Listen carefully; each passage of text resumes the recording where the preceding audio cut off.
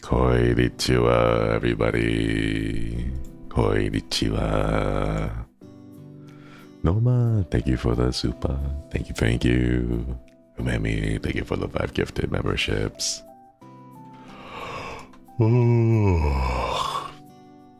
Oh man, I'm still waking up, chat.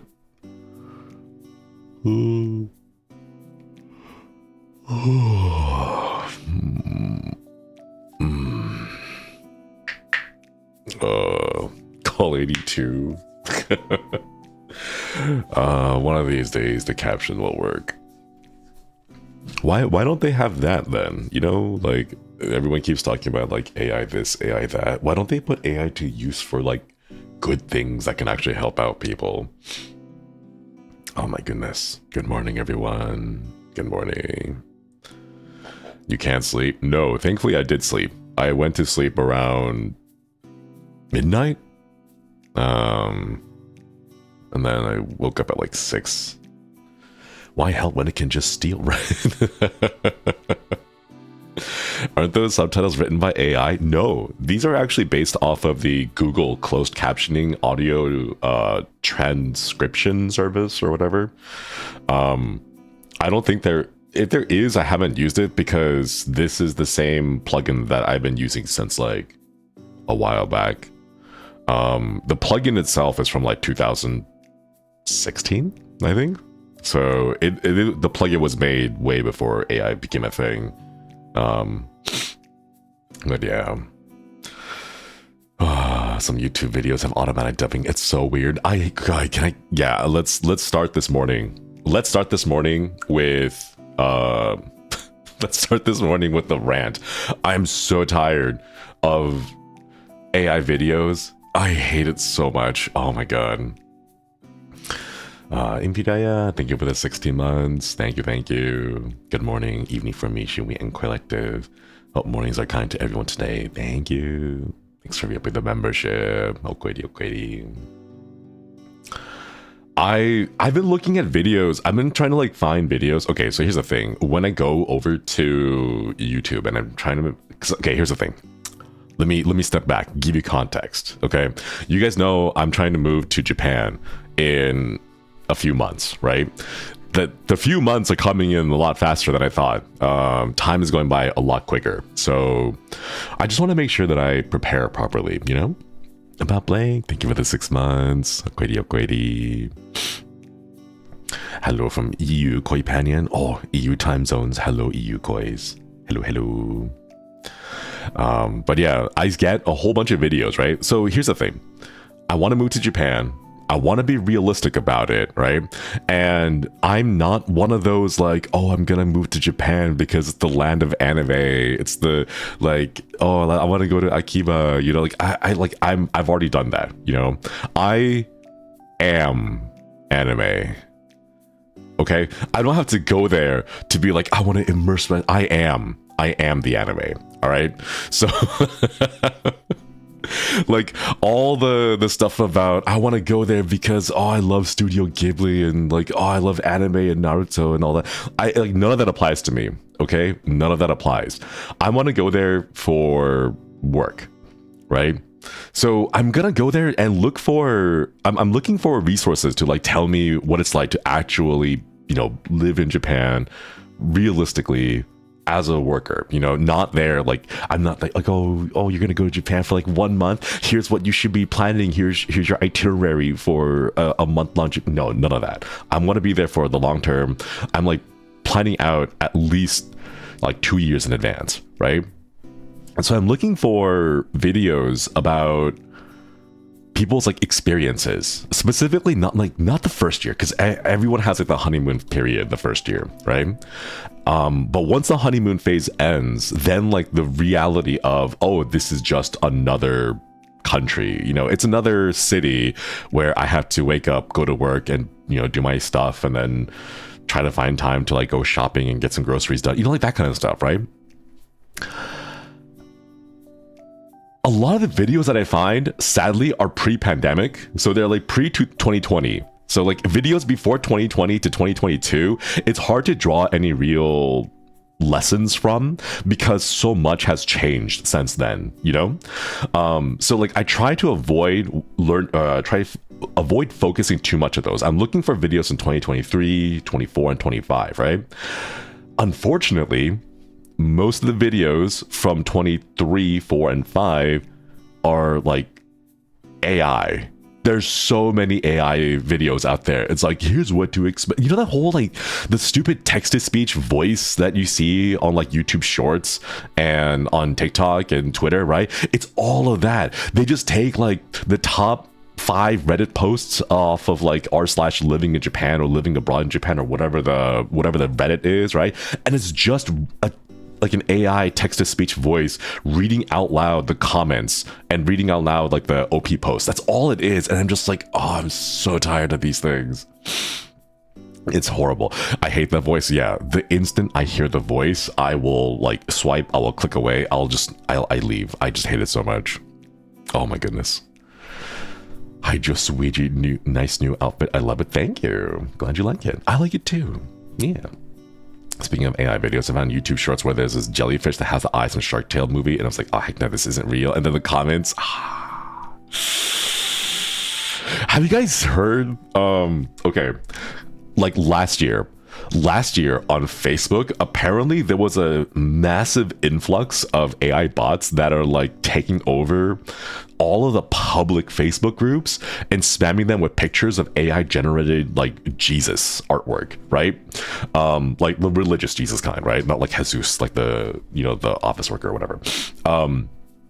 Apparently there has been a shift in the algorithm where now it's not Jesus, but Peyton Manning. And I'm not sure what happened. I'm not sure what the switch was, but apparently there's this guy on YouTube who like keeps like weekly blogs. Like he just goes around, he's like, all right, let's go check and see what the AI is doing. Yeah, the football player, right? So now the subject of the AI like generative artwork has changed from Jesus to Peyton Manning. So it's now these random images of like Peyton Manning like rescuing cats from a river, and behind him is like a crashed airplane or something, or like he's giving like a fresh water bottle to like a kid in Africa made out of like, I don't know, melons or something, right? Yeah, the football guy.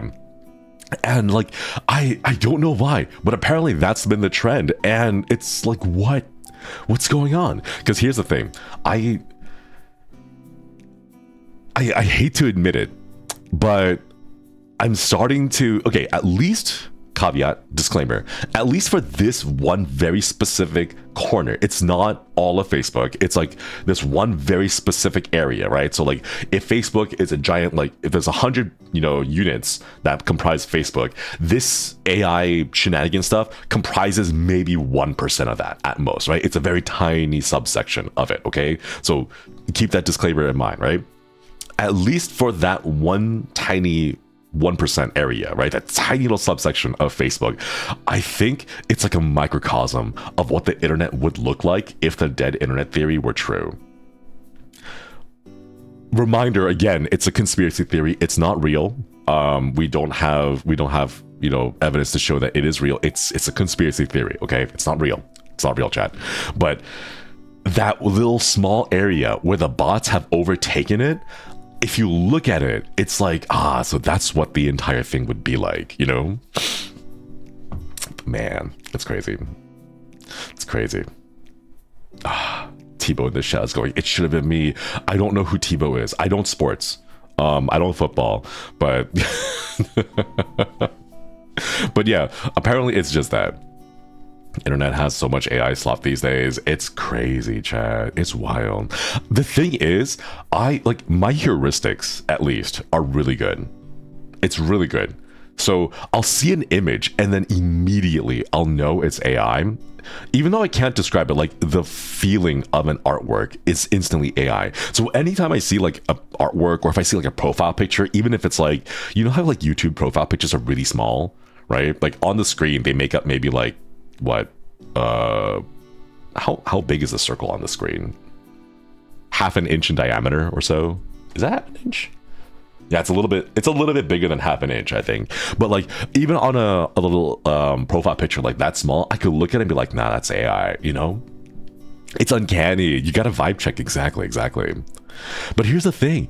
I think millennials might be the last generation that can do that consistently, because the problem now is the upcoming generations, when they're growing up, they will be exposed predominantly to AI artwork. So that becomes their norm.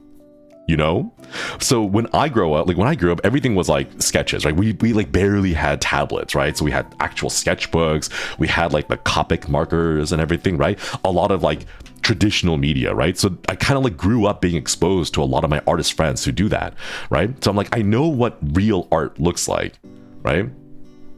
But like, which is why, like, because I have this built up knowledge, built up exposure over the last 30 years of like, this is what human drawn made art looks like, right? So when I look at AI, I'm like, that's not what something a human would draw, you know, like it doesn't fit, it doesn't feel right, you know, like they put way too much emphasis on places that shouldn't have emphasis because it's not the main subject of the image, right? Like little red flags start to go off, right? But if you're exposed predominantly to AI art as you're growing up, that becomes your norm, you know?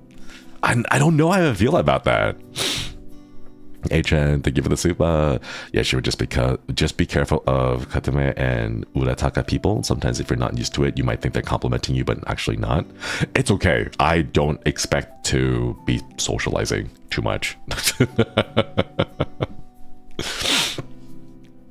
Unless the AI craze wouldn't fold over the next couple of years, it'll happen to NFTs. Here's the thing though. I think AI as it is now, including all the generative stuff, even like the non-generative things like the DLSS and like the NVIDIA like stuff, or like the processing prioritization optimization stuff, I think AI is going to stick around because like it's not, how would I say this? It's not a plus to AI as it is now. It's not a plus to generative AI, but it's a minus to NFTs. I think NFTs died because it was obviously a cash grab. You know, the entire thing from the get-go, like you would look at it and be like, why would I want that? Why would I need that? Why would I, like, who cares about that, right? Like NFTs started off having shot themselves in the foot in the development process of the conception, right? That's why I think NFTs kind of died instantly. AI, on the other hand, I don't think it's going to die the same way, you know? Shiny Clefty, thank you for the super.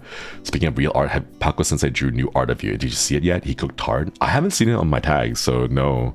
I don't go digging around for too much artwork unless it like shows up on my timeline. AI has become a buzzword. Much of the tech existed for ages. The generative stuff sucks. Yeah.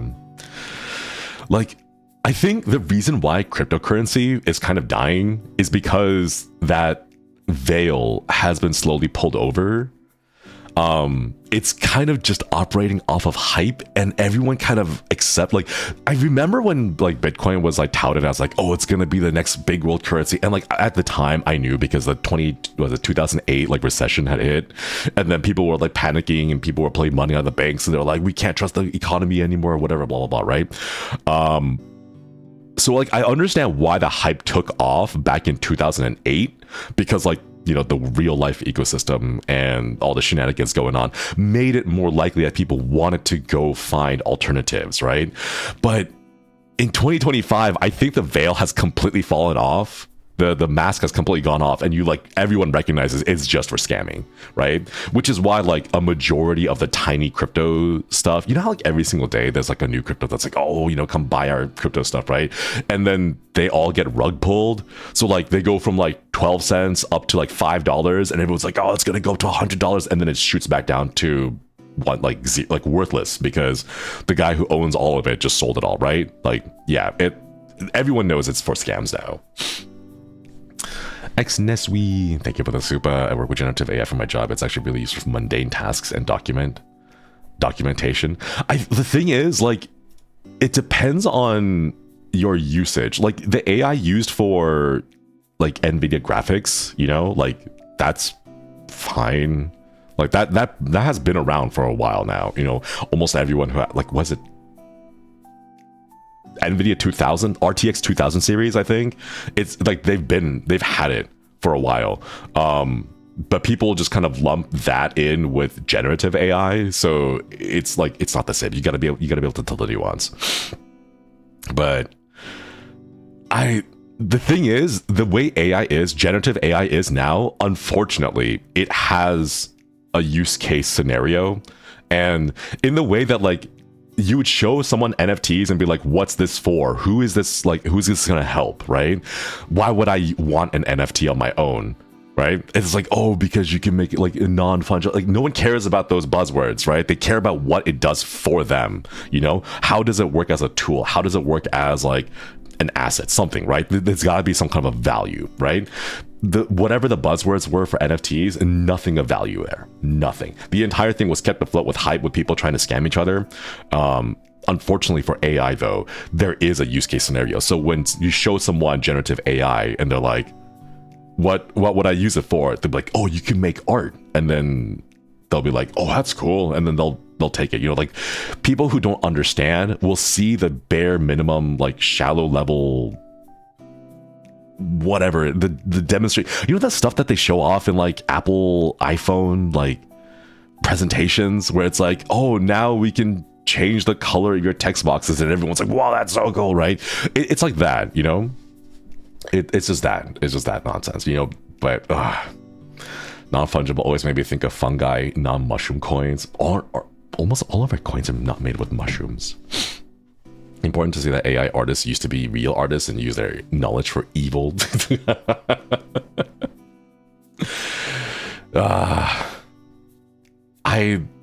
don't think they're artists.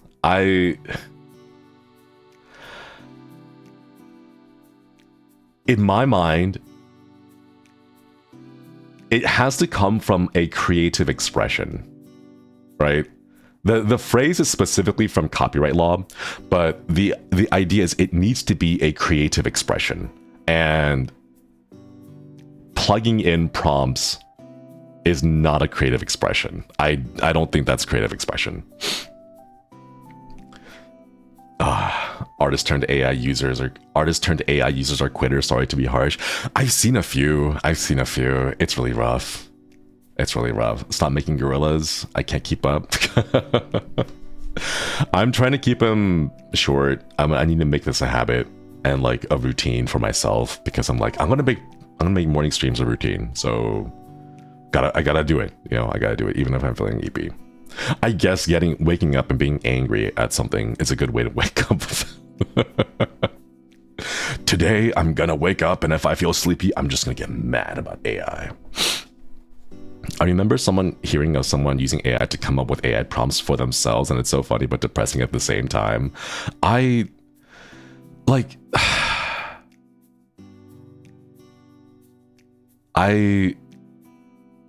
worried. I'm worried to see where all of this ends up, because, like, how would I say this? Every single technology that comes out, the very first early adopters of any kind of technology that comes out nowadays, for like the last, like, what, 100 years? You know, not even 100 years, maybe like 50, 70 years. It's all been like, how can I use this to make money? Is the ultimate goal, you know? There isn't like am I doing this for the right reasons, or like, is this going to help people, or is this going to, no, like, all of it's just like, how can I make money out of it? And I think the fact that people are using generative AI to make products for the explicit purpose to sell and make money, that's what like sticks out, you know? Like, how are people using the tool, right? Tools are just tools, you know? It's how you use the tool. And the people who consistently use these tools are using them in a way to make profit off of the creative works of other people. And that's why I don't like it, you know? It's sad that people feel like they shouldn't think for themselves. Oh my God. I love that. Without saying things, there is a group of people out there who love to pride themselves as free thinkers when their behavior is exactly the opposite. And I know this because they all have the same 4 jokes, 4 responsives. It's the same 4 over and over. Like, it doesn't matter where you go. You go on Twitter, you go on Reddit, you go on Facebook. It's the same thing. They just repeat the same stuff. And it's the jokes that they developed, or like they heard someone here in like 2010, because they still haven't updated any of it. Like, they're still stuck like a decade ago in the past, you know? And it's like, why does it...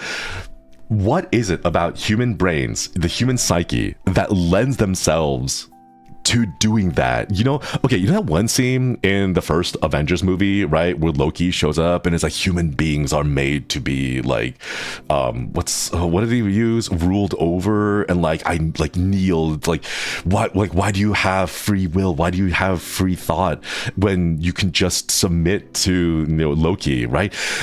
Yeah, to serve, like human beings were meant to serve, right? I'm like, part of me is like, I think there actually may be, like, because of how easily susceptible they are, like, why can't we have that? But like, in a positive direction, right? Like, go touch grass, and then like 100 people will be like, yes, Loki, I'll go touch grass, you know?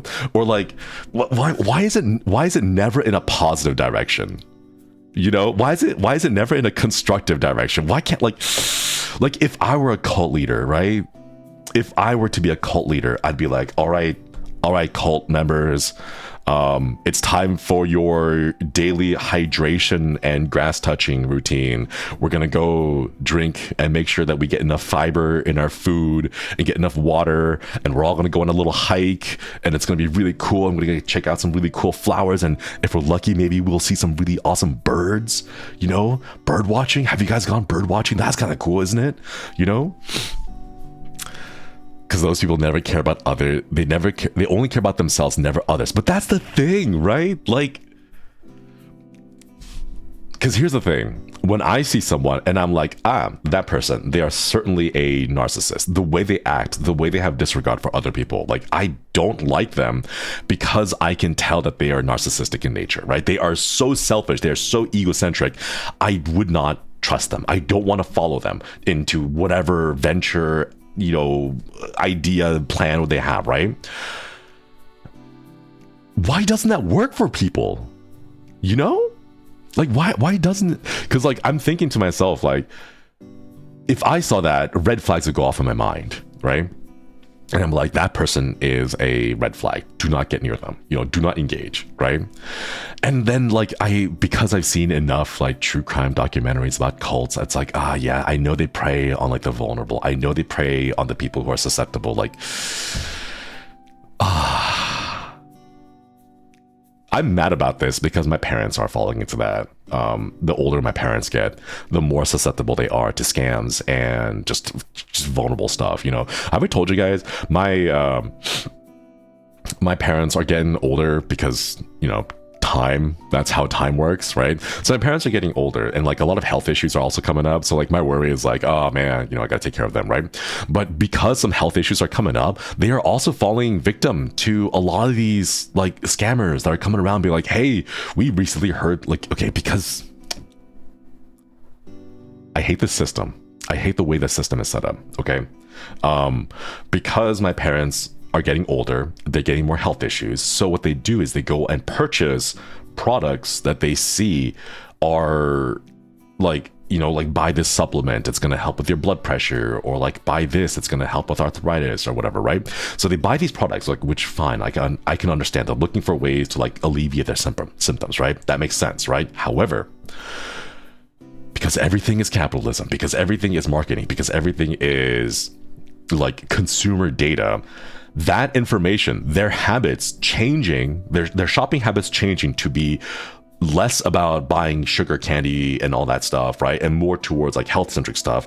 The data is like, oh, we noticed that these consumers are now becoming more health-centric. Therefore, it's most likely that they have some health issues, right? So now that they're buying things, they're getting more advertisements about stuff like, hey, you may have health issues. Why don't you buy our product to alleviate those symptoms, right? Because, you know, like, That's how they make money. They take your consumer data and then they sell that data off to third-party merchants and everything, right? So marketers get like, oh look, Shinri's parents are buying arthritis pain alleviation, so let's sell them stuff, right? And then that stuff gets, you know, out into the dark, air quotes, dark web or whatever, right? But the thing is, now they're being targeted by scammers. You know, they're getting text messages. They're getting things like, oh, hey, by the way, you know, like, we heard you are now developing arthritis. Have you heard of this snake oil product? And I'm like, oh my God, like, mom, dad, please, like, those are scams, don't fall for them. But then, and then they'll say things like, but it's coming in just the right time. Like, we talked to the doctors last month and now we're finally getting all these advertisements. It's a good thing, right? I'm like, no, it's because you're being targeted by the advertisements, you know? And it's like, if you're gonna,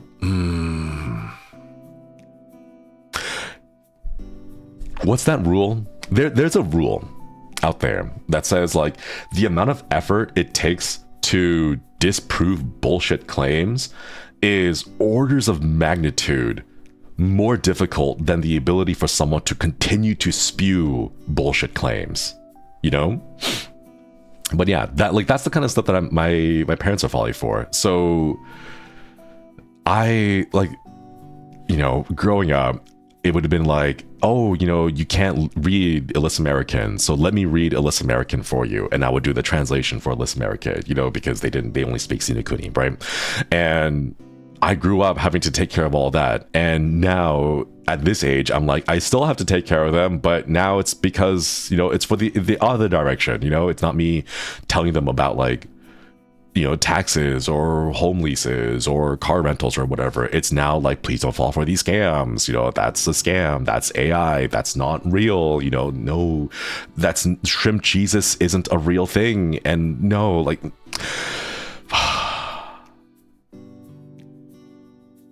what is my life, chat? What is my life? Society is inherently predatory these days, and older generations don't see it like we do. Seriously. Shrimp Jesus isn't real. I'm sorry you had to hear it from here, chat. I'm sorry. But no, shrimp Jesus is not real.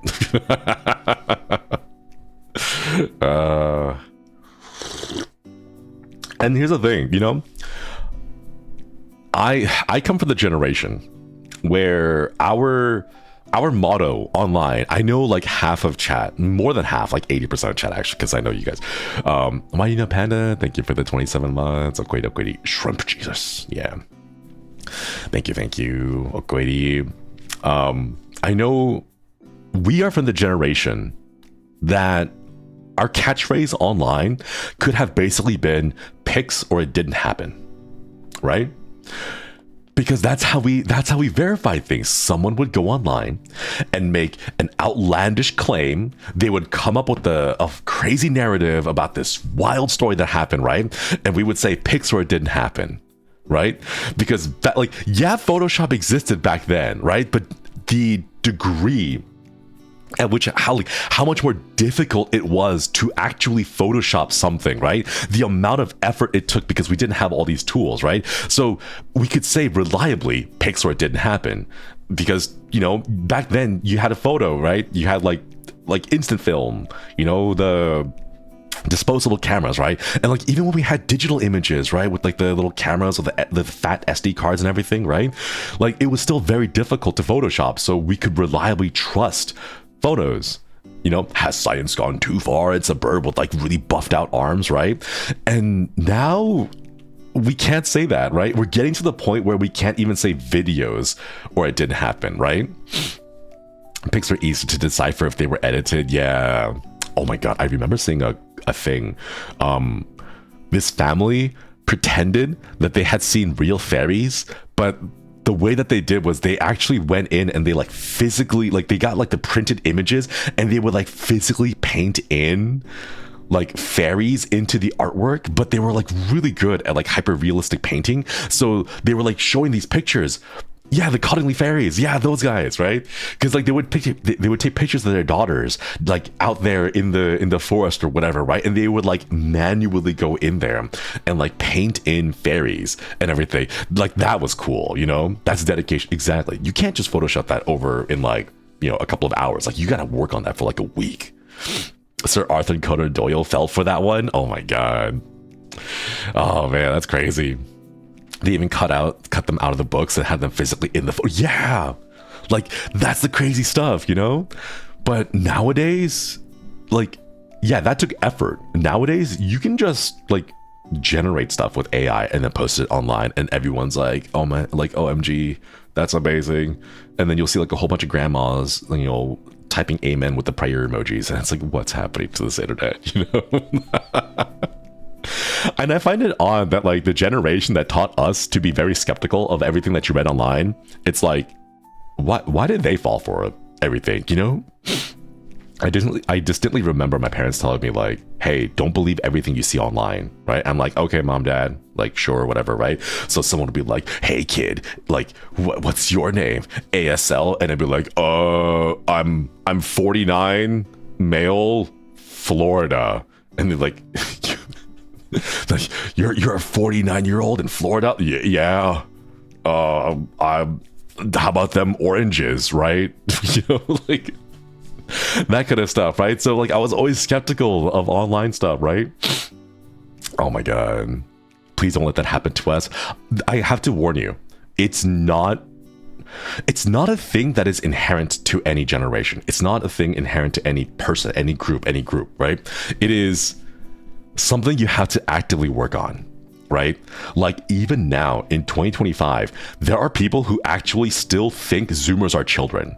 And it's like, no, they're 24 years old. They're 25 years old. They've been employed, getting W-2s, for a while now, right? Like you have to actively remember and update your mental calendars for this. You have to update and refresh your internal biological clock. Yeah, they still think millennials are teens. Like, oh my god, millennials like drinking Starbucks every day and eating avocado toast. And I'm like, I can't afford $7 coffee every single day and then like a $5 avocado. What?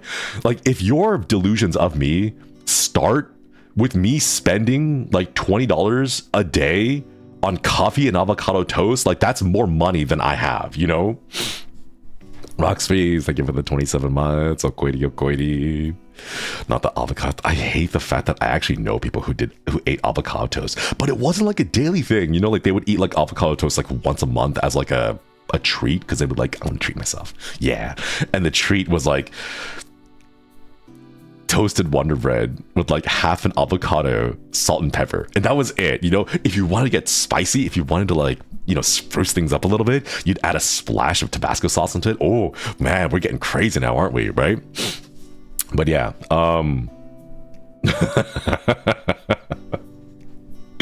so like that was our avocado toast. Okay. Oh my god, the Trader Joe's everything bagel seasoning. Yeah. Oh my god. Avocado toast is just toast and guacamole. It's not even guacamole. There's no like onions. There's no tomatoes in there. It's literally just avocado, just kind of smeared on the toast. That's all it is. That's a very sad treat. Hey, we had to make do, okay? Back in my day, we didn't have internet. We drew lines in the sand and we drew things in the dirt with sticks. Like we threw rocks at each other for entertainment, okay? Like that's what did you do for fun? We physically assaulted each other. That was our form of enjoyable pastimes, okay? We had to make do. We went to the library. Oh my god, that's right. We had the library. What happened to the libraries, chat? Okay. I'm going to preface this real quick. Please support your local libraries. In many places, it's either free or very cheap in order to get a library card, right? So I'm going to preface this. Please support your libraries, okay? That being said, I want to know who came up with the idea of digital rentals. Because digital rentals don't make sense to me, okay? Because this hasn't happened to me, because the books that I rent out are odd, Okay, they're not in demand. Okay, the books that I rent out are not in demand, right? But I've seen stories of other people who have digital library cards who go out and they try to rent books from the library, right? And they're like, sorry, this book is currently being lent to someone else. You must wait for it to be returned. But it's like an ebook, you know? It's a .epub file. It's a PDF file. It's like, what? How? What?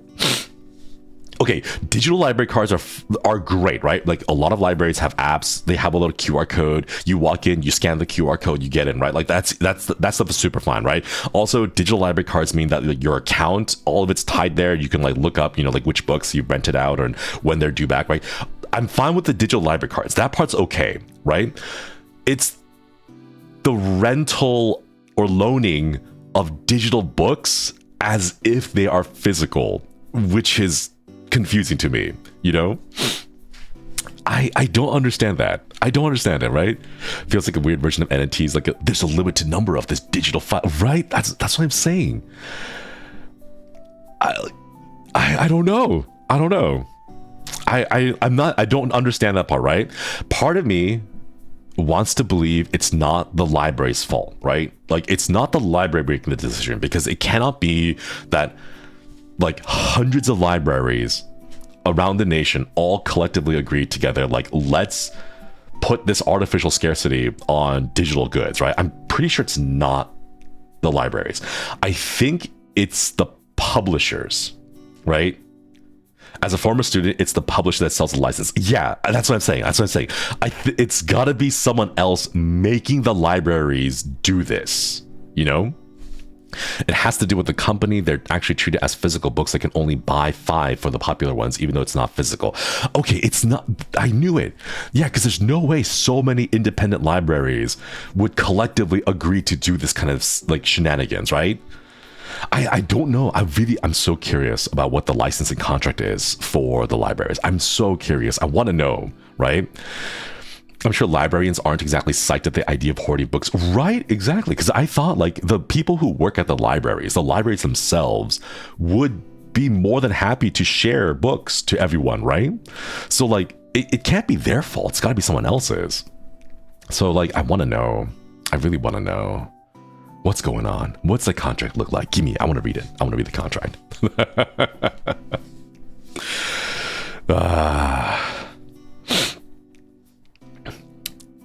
Man, it's past midnight here. Good night, everyone. Thanks for stopping by. Hope you get some good eats and good sleeps. They consulted AI to make the contract. I've seen some shenanigans. Wait, did I already rant about that one lawyer who? Wait, I did, didn't I? It was yesterday. Was it yesterday? I don't remember what I said, Chad.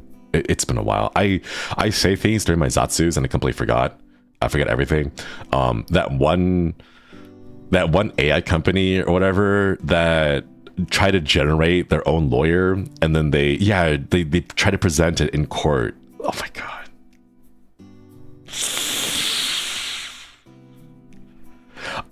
I want a little bit of that confidence.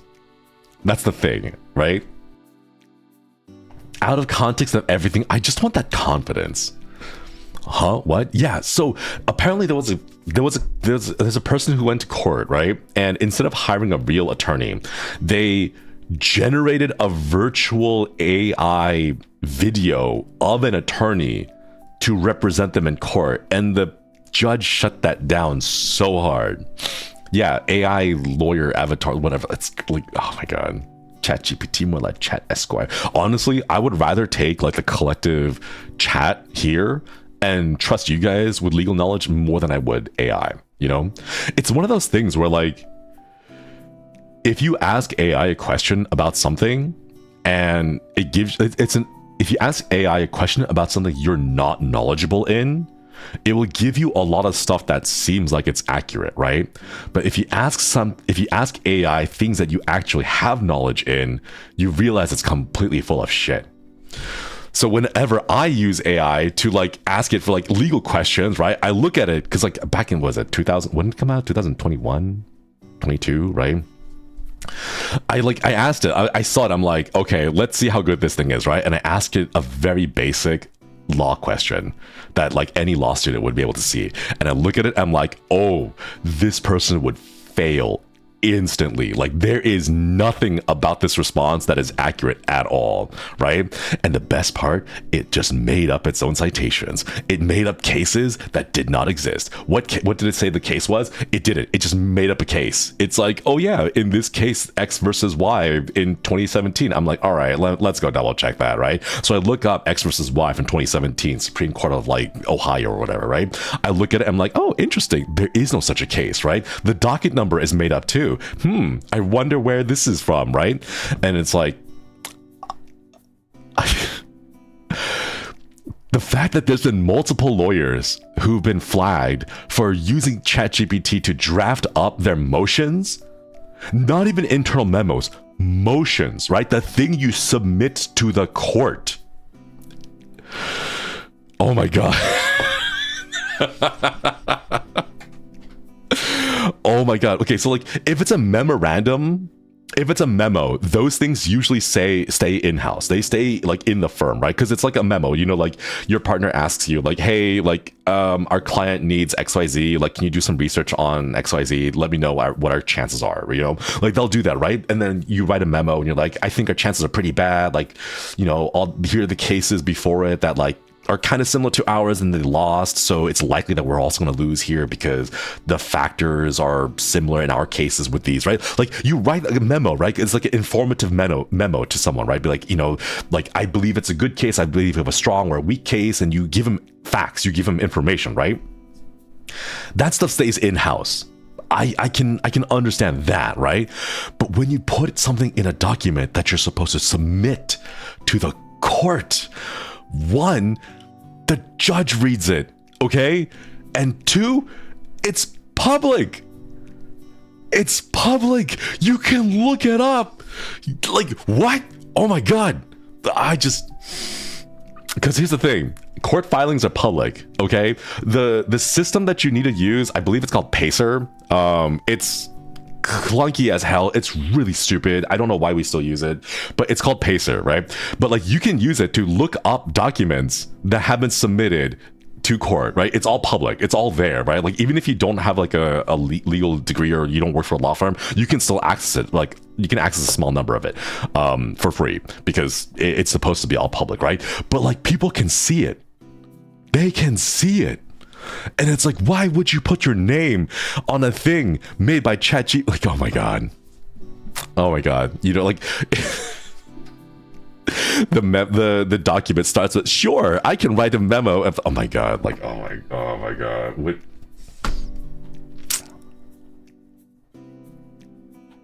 I hate this timeline. I hate this timeline, Chad. I hate this timeline.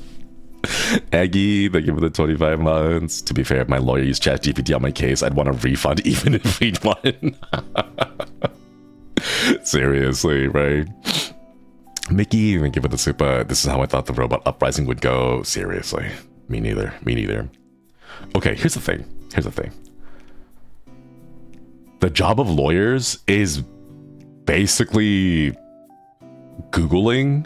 Like, you show up and you're like, hey, I have a problem. And the lawyer's like, okay, let me help you on the problem, right? And then they go Google it.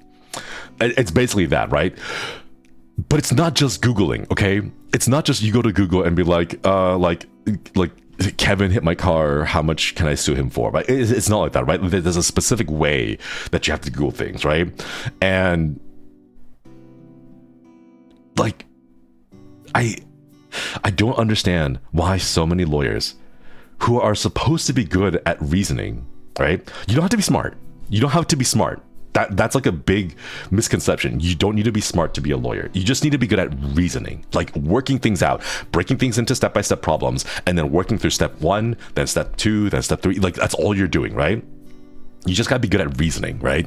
I don't understand why so many lawyers who are supposed to be good at reasoning are relying so heavily on AI researchers. And like, I think the new buzzword is AI agents or whatever, like agentic reasoning or whatever the heck they want to call it, right? It's just a language model. That's all it is, you know? And like my big problem, like the reason why I would never use AI is because of hallucinations, right?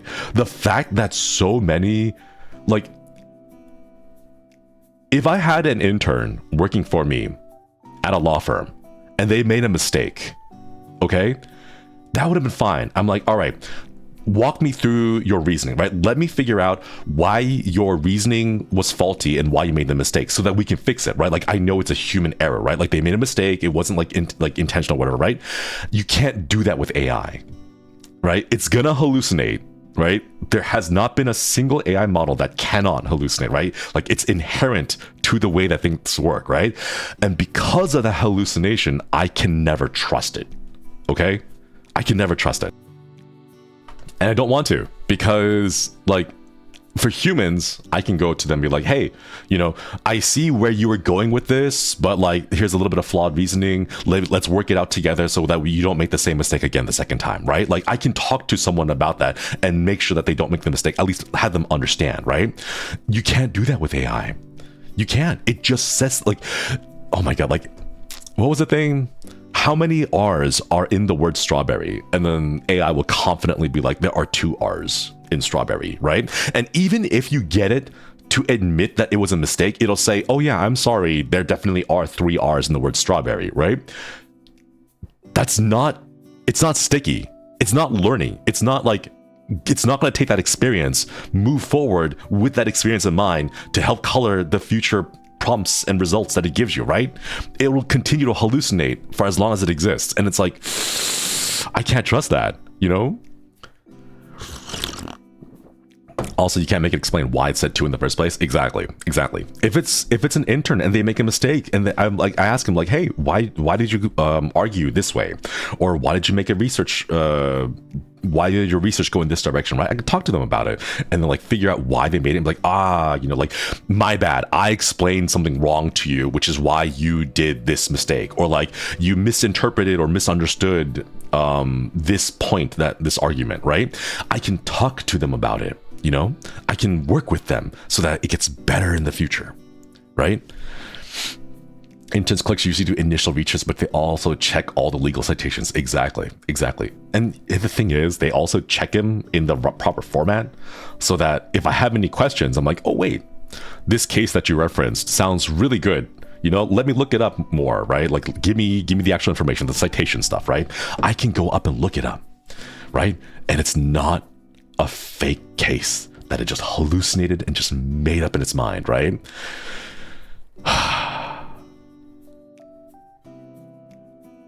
Now that I think about it, that's how I'd write my essays. I just write things. I'm like, you know what? I'm pretty sure there's a thing here. So I make it up, right? I'm like, there's probably a citation for this thing, right? And I'll just write it down, right? But then, you know, I do the thing. I'll just put it in the parentheses and be like, hey, by the way, Shinri, remember to go and double check your sources, right? Like, I'll remind myself of that, right? AI just drops it there, makes it up, and it's like, good enough, right? So the current lawyers don't do much proofreading. They put too much trust in ChatGPT. Here's the thing, like, 99%, I wouldn't even say 99.9, 99%, like maybe 98%. Most lawyers they're good at their jobs, right? Like, did you guys know like 60% of lawyers, or like 60% of lawyers are introverts? Like over half of them are introverts. Like, they don't want to deal with crazy stuff, right? Like, most attorneys that you see are in-house or like in a firm, and all they do is just research, like day in, day out. They just write memos. That's all they do. Like, very few of them are actually going to court, you know? So, like, the entire thing is being accurate, being good at their jobs, and like double checking sources. That's what they mostly do, right? There's like a handful of attorneys who got licensed like 30 years ago, and then they have not kept up with their MCLEs. If you know, you know. Like, they just Dennis, thank you for the super. AI therapy, I'd rather drink. I get the same spot. Thank you for the super. Okay, so CLEs are like it's called continuing legal education. It's basically like, you need to continue your legal education. You can't like learn everything 30 years ago and then be like, oh, that's good, I'm done, I don't have to learn anymore, right? Like, they mandatorily, they make you study more about stuff, right? Because the stuff you learned in school 30 years ago is not still accurate. You got to keep it up. Yeah, like medical professionals. Every single professional, like, you know, like network security, data analysts, every single industry out there has continuing education, right? Some form of continuing education where you just need to learn more about how the current world is. You know, any new changes, any new developments or whatever, right? All of that stuff, right? So I know that there is a group of lawyers out there who aren't doing that. And they're only like they're just jumping onto the AI hype train and then relying completely on it, right?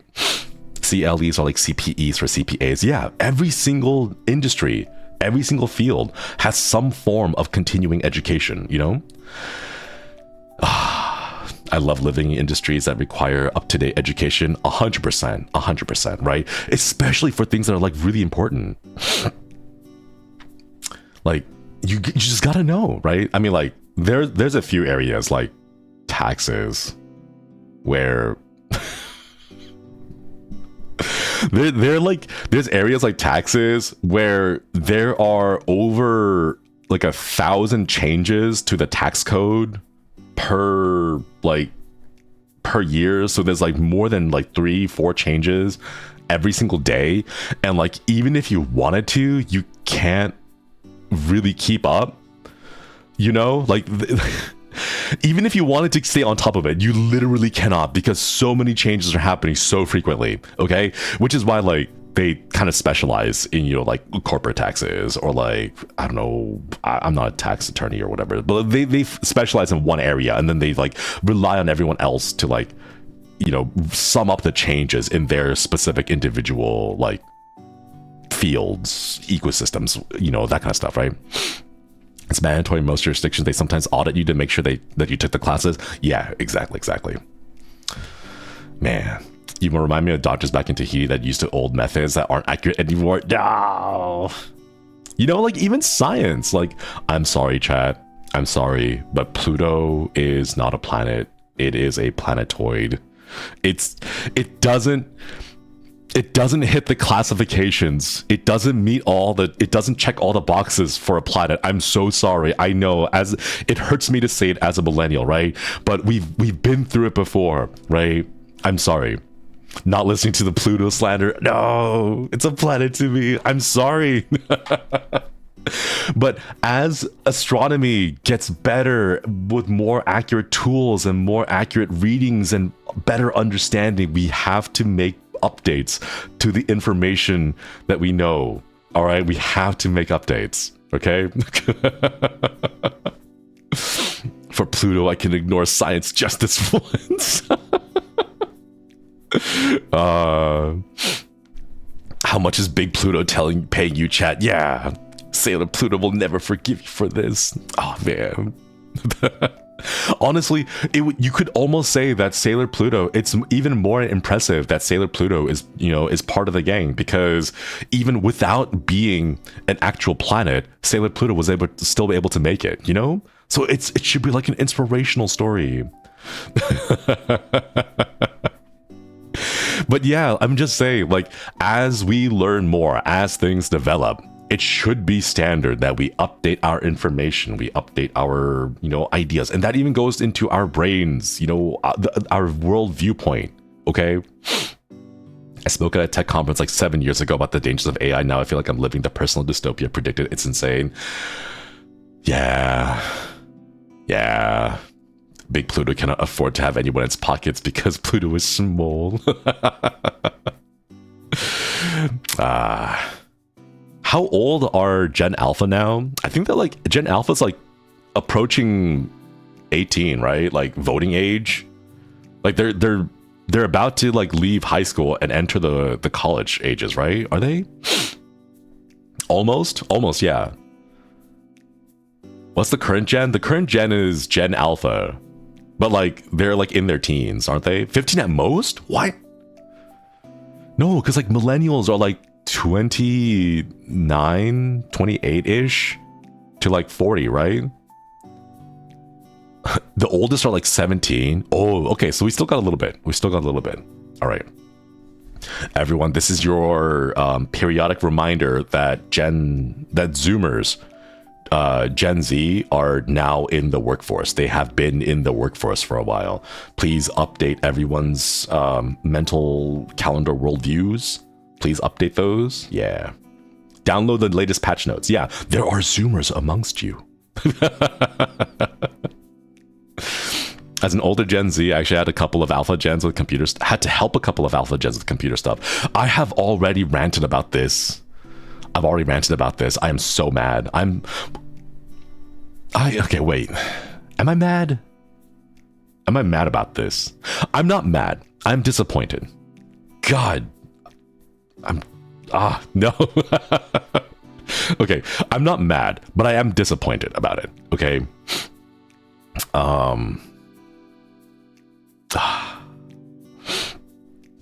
Okay, like, to sum up my rant about this, I hate the fact that the internet is neatly packaged. I hate the fact that everything is an app now. It's all apps, right? It's gotten to the point where everything is an app, and the natural instinct to troubleshoot no longer seems to exist with a lot of the younger kids. And like, because, okay, my story, the reason why I'm so good at computers is because I had unrestricted internet access growing up, right? Everyone here remembers LimeWire, right? I, as a teenager, went out and I looked for things, okay? I would search for stuff online with my unrestricted internet access, okay? And I would download Linkin Park in the end.mp3.exe and be all like, I wonder why my computer is now showing me like random, boxes of advertisements and all these like crazy things, and it's making noise and I can't make it to stop. Like, I learned how to format my PC. I learned how to diagnose like viruses and stuff, very well. And I had to, because we only had one family PC. So if my parents want to use the PC, like, it had to be in operational condition, and like, I know they're gonna come home in like 4 hours, so I gotta figure out how am I gonna get this virus off my PC and get it back to working condition. So like, we didn't have guides. We didn't have someone on YouTube being all like, hey, if you downloaded this rootkit, here's how to get rid of them. We didn't have that. We had to figure that out on my own. Okay, that's why I'm so good at troubleshooting things nowadays. Like, it's built into my core, just of, I see a problem, let me break it down into steps and then troubleshoot to figure out exactly what's going on, right? That's why, like, when we started debut, like last 2 years ago, right? Any kind of tech issue, I would be there. I would help them out. Anything with OBS, anything with YouTube, like any problems, I would be there to help them out, right? The newer generation doesn't have that because everything is an app. It's all neatly packaged. You don't have to worry about troubleshooting. You don't have to worry about like figuring out, how to use the command line. You don't have to know about the file, the tree, the substructure. What's it called? The tree, the system tree, whatever. Like, you don't have to know about that kind of stuff, right? Because everything is neatly packaged for you. It's easy to use, right? You just boot up the app and there you go, right? Kids don't have it these days. Kids don't have it these days, Chad. Our cute thing was super. I'm mad at the school system for failing kids. Comp science should be mandatory in the modern age. As an older Zoomer, I would fail as well. Yeah, it's rough. It's rough. Like, not even just computer science, right? I think like computer literacy, like digital there we go. Words. Oh, I can't see it. Digital literacy, just as its own, right? Of understanding things like your digital footprint, of things like, hey, by the way, God, did I tell you guys about Snapchat? Snapdragon, think of the 9 months. Okwedi, been a minute since I joined stream. Missed you the quiz much. Welcome back. Okwedi. Morning, big dog. Hey, Bettle. How's it going? Are you gonna stream? I can raid into you later. I'm not gonna stream for too long. I just want to make this a quick little morning thing. Yeah, why are you awake at this point? Wait, chat, did I tell you guys about the story about Snapchat that I had to tell my students? It's not just Tech on 22 and my coworker a year younger doesn't know what a check is. Oof, oof. Jay, thank you for the super. Oh no, it hurts. Okay, here's the thing. I don't remember when I told you guys the Snapchat story. I'm pretty sure I did, because it's like the big like iconic thing that I used to tell my students about it, right? TLDR. Snapchat still exists? Yes, there are people out there with like 400, 500 day streaks on Snapchat. It's crazy. Okay, but here's the thing. I had to tell my students exactly how servers for these apps work. Okay? They were under the impression of if they took a photo and they sent that snap to their friends, it goes directly to their friends, right? And I had to ask them, like, hey, let's step back and logic this out. How do you think the app knows where to send it to? You know? And they're like, well, it goes from my phone to their phone, right? I'm like, yeah, that, like, obviously, yeah. But like, do you think it goes directly to your phone? Like, you don't have like a wire transmitting the data straight to it, right? And they're like, no, there's not. And they're like, all right, so when you send the phone, right, how does it go? Like, where does it go through? And they're like, oh, it goes to like the school Wi-Fi, right? I'm like, yeah, okay, good. It goes to the Wi-Fi, right? And then from the Wi-Fi, where do you think it goes to? And it's like, my friend's phone, right? And like, no. How would the school know? You know, how would the school Wi-Fi know whose Snapchat account to send it to, right? And they're like, wait, that's a good idea. Like that makes sense. Like the school Wi-Fi doesn't have that information. Like we didn't register anything for it. So like, I wonder how does it get through? And I had to tell them, when you send a snap, that data, the image that you just sent, right, goes over to Snapchat's servers, okay? And then in the little terms of service condition, the use conditions that you signed up, right, they take a copy of that. And then they save a copy of that in their servers, you know, for things, you know, like they say, like if they get subpoenaed by law enforcement or whatever, right? Like, let's say you took a photo of a crime, right? And they're like, oh, we need that information because we have, you know, credible evidence. So we got a warrant to like subpoena Snapchat, whatever, right? It's like they keep a copy of that, right?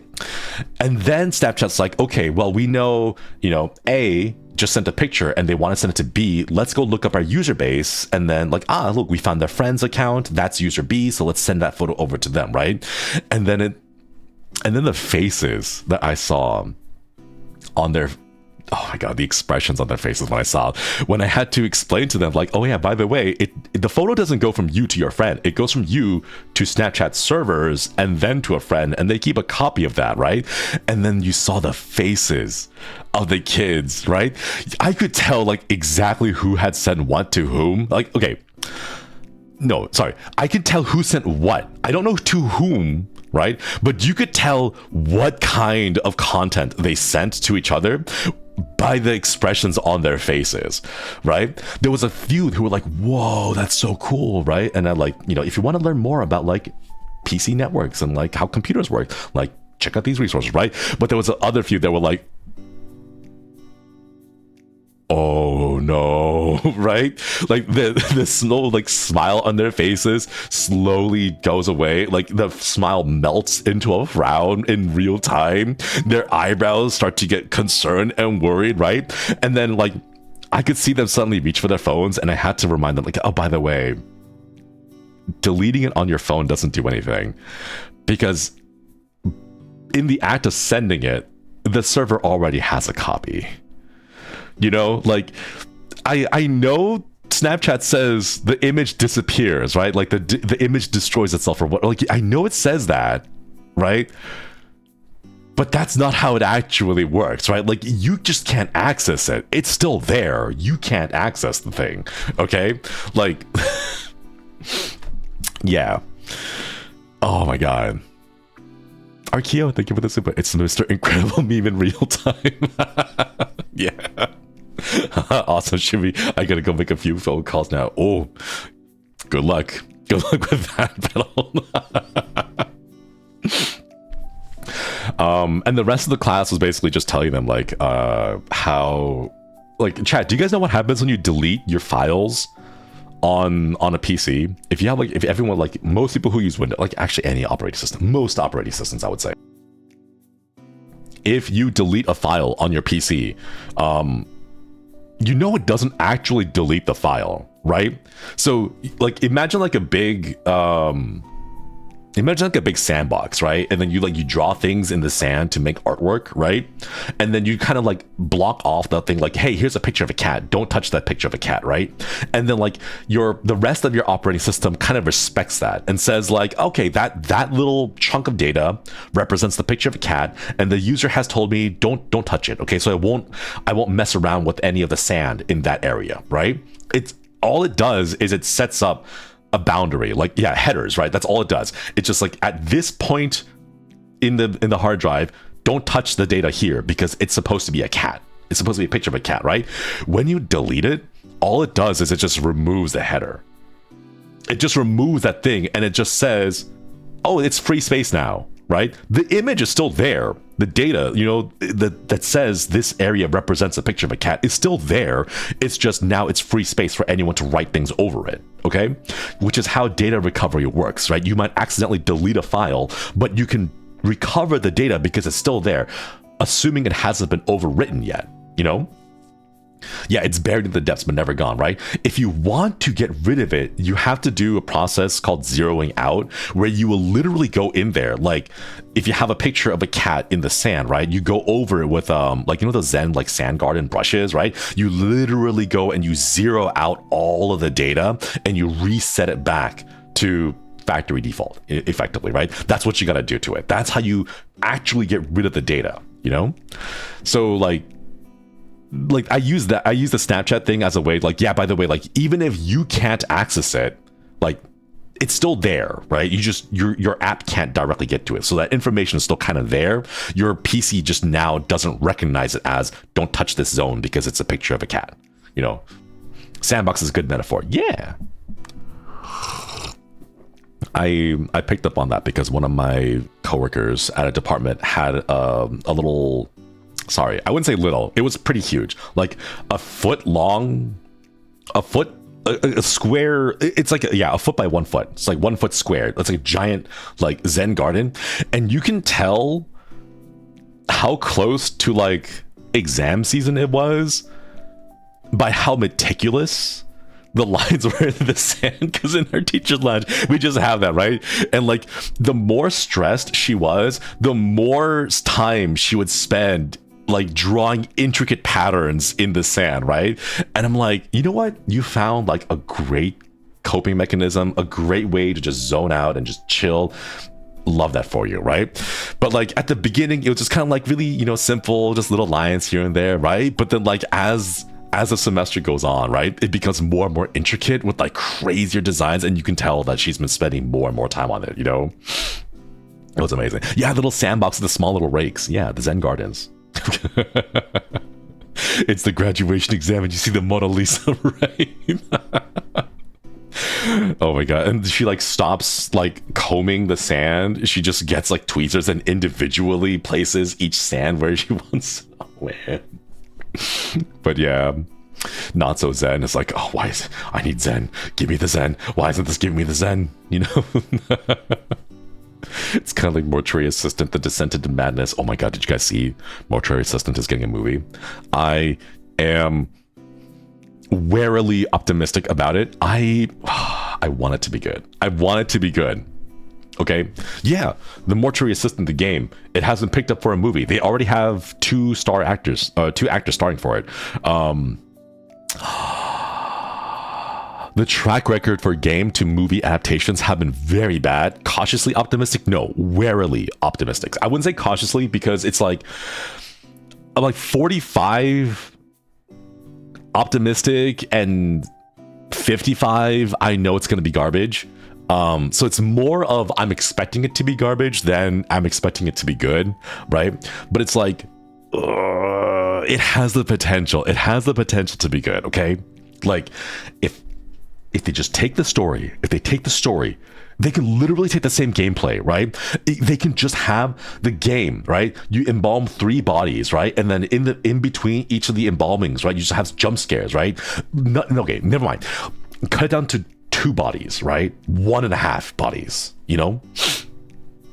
The first like 15 minutes of the movie, first 30 minutes of the movie, right, would just be like Raymond and Rebecca, and it's just like a simple run through, right? And then the rest of the movie is just involving one body, right? It can just be that, right? And then you just have like flashbacks of her, you know, her lore, her story with her father, and like all the crazy stuff happening with her mother and everything, right? It can be good. It can be good, right? 3 bodies make for a good 3-act structure. I don't think audiences nowadays can handle that. I think they get bored after the second body, is my worry, you know? But like, it has the potential. Just take the story, please. Please just take the story and adapt the story into a film. I don't want your fan fiction. I don't want your headcanon. I just want the story as is, okay? Like, it's not that hard, okay? Avatar: The Last Airbender had 4 seasons, 5 seasons? It had 5 seasons, and it had like short stories, it had like novels, it had like comics, it had manga, right? Just take the story. Please just take the story. Just take 3 seasons, okay? Just take the story as it is, and then make that a movie, right? No fan fiction, please. Please, no fan fiction. Just make the story a movie. Oh my god. I think they get bored after the second body. Josuiji Shinri 2025.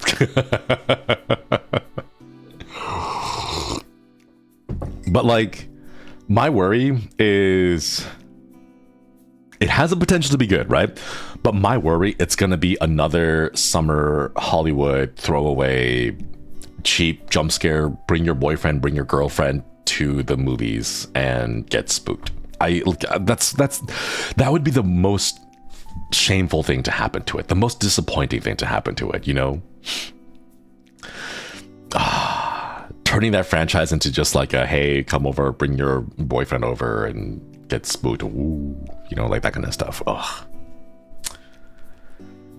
I'm worried about it being the summer chick horror flick. Yeah. But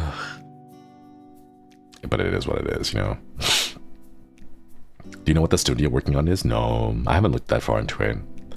Counter Argument Symphony of the Night was adapted into 2017 Castlevania show. The thing is, if it's a show, I can understand it, right? Like I can very much see like Mortuary Assistant being put out as like a 9-episode miniseries. Hell, not even 9 episodes, like 8 episodes miniseries. All right. Like one body per episode. Like it could do the 24-hour thing, right? It can be 24, right? Where each episode is an hour into the night shift, right? Like you could do that. That'd be perfect, right? Like first episode is just 1 hour of like doing the whole like, hey, here's how to work the thing. Second episode is the first body that Rebecca works on her own. The third episode is the second, you know, like each episode is an hour into the shift, right? It can do that. Right? Like that'd be kind of, yeah, like The Pit. Exactly. Right? That'd be cool. But a movie? I don't know. Expectations are way too high for me. And I'm worried. I'm just worried about it. For my birthday last year, I did a Paranormal Activity marathon. It was hilarious. Ooh. I haven't seen Paranormal Activity in a while. Imagine if it got to House on Haunted Hill Netflix series treatment. Oh man. They would have, the thing is, if it got the Netflix treatment, it would have to wrap up everything in the first season because it's not getting a second season. It's gonna get canceled like every other series. What is up with that? Why are there so many shows coming out with like a great, fantastic first season and then they get canceled? Like what? Why is it so like so consistent? Like every single time, you know? I don't know why. I just don't know why. Netflix does not know quality, but like people watch it. It's cheaper to canon on season 1, I guess. It'll have the Death Note treatment. Oh man. The live action Death Note was pretty bad.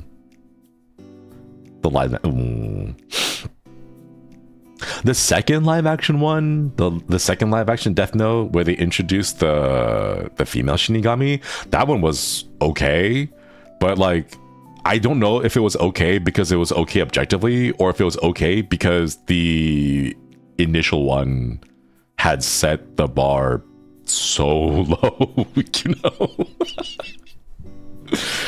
And the stuff with multiple seasons is ordered from the studios as one, produced as one, and then released as two as a way to pay studios less. What? That's some shenanigans. Oh my god, that is crazy shenanigans. What the hell? What the hell? Live action Death Note was at least so bad it looped to being a fun movie to watch. I just don't know why they tried to like shove in like 3 years worth of manga into just 2 hours, and then they're like, it doesn't make sense. I'm like, no, of course it doesn't make sense. There was no build up. You went from like, oh my god, like the Bleach live action one. It was like, oh hey, here's a high school kid. Oh, he's dead. Oh, now he's Shinigami. Oh, now he's fighting the boss. Oh, he unleashes, you know, like it's like it in the span of like an hour and a half. Like really. I don't know why. I don't know why, Chad. I think it happened with Inside Job. Still upset it got canceled. I love the show. Blech. The first show I worked on in animation split a season in half, and we got laid off after the first half. Oh my god. I don't even know what they want anymore, Chad. I don't even know what they want. That's the thing. Netflix live action of Kakegurui looks bad. I've been seeing people talk about that. I finally saw the images. I saw my condolences to everyone who was excited for the Kakegurui thing, because I saw the comparison images and wow. The Scott Pilgrim movie, as bad as it was, did it better. And that's saying something. I'm so sorry for the fans of the original stuff. Like, I'm my condolences. Like, cosplay is a thriving community right now. All right. It's so like even budget cosplay is a thriving community. Okay.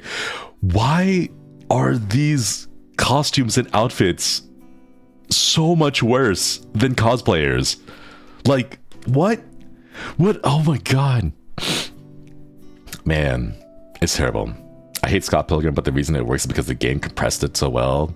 I remember the fact that cosplays can look so good compared to the costumes in high money productions. Exactly, that's what I'm saying. Like, why? But man, I don't know. At least the animated series was good. Yeah, the animated series a lot better. A lot better.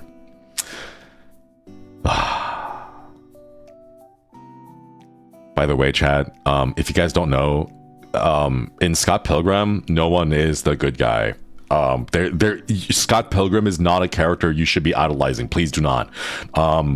Like, I mention it because a lot of people, I forget media literacy is a scarce thing nowadays. Okay, and I remembered like when it first came out that there was a big Scott Pilgrim phase that everyone went through, and they were like, oh my god, Ramona Flowers is just like me for real.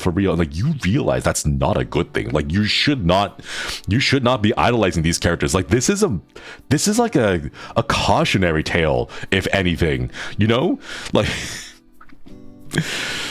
oh my god. And it's just, I feel like some people don't read the thing they're reading, you know. Like, please read the thing you're reading. Media literacy unfortunately doesn't exist anymore. I truly hate this type. Like, I don't know, Chad. I don't know. If toxic, why hot? Okay. If I had to pick anyone to date from the Scott Pilgrim verse, who would I pick?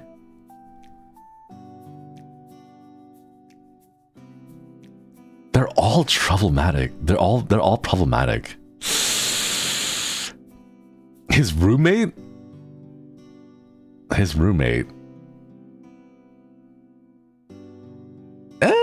Nah, he's a little bit too loose.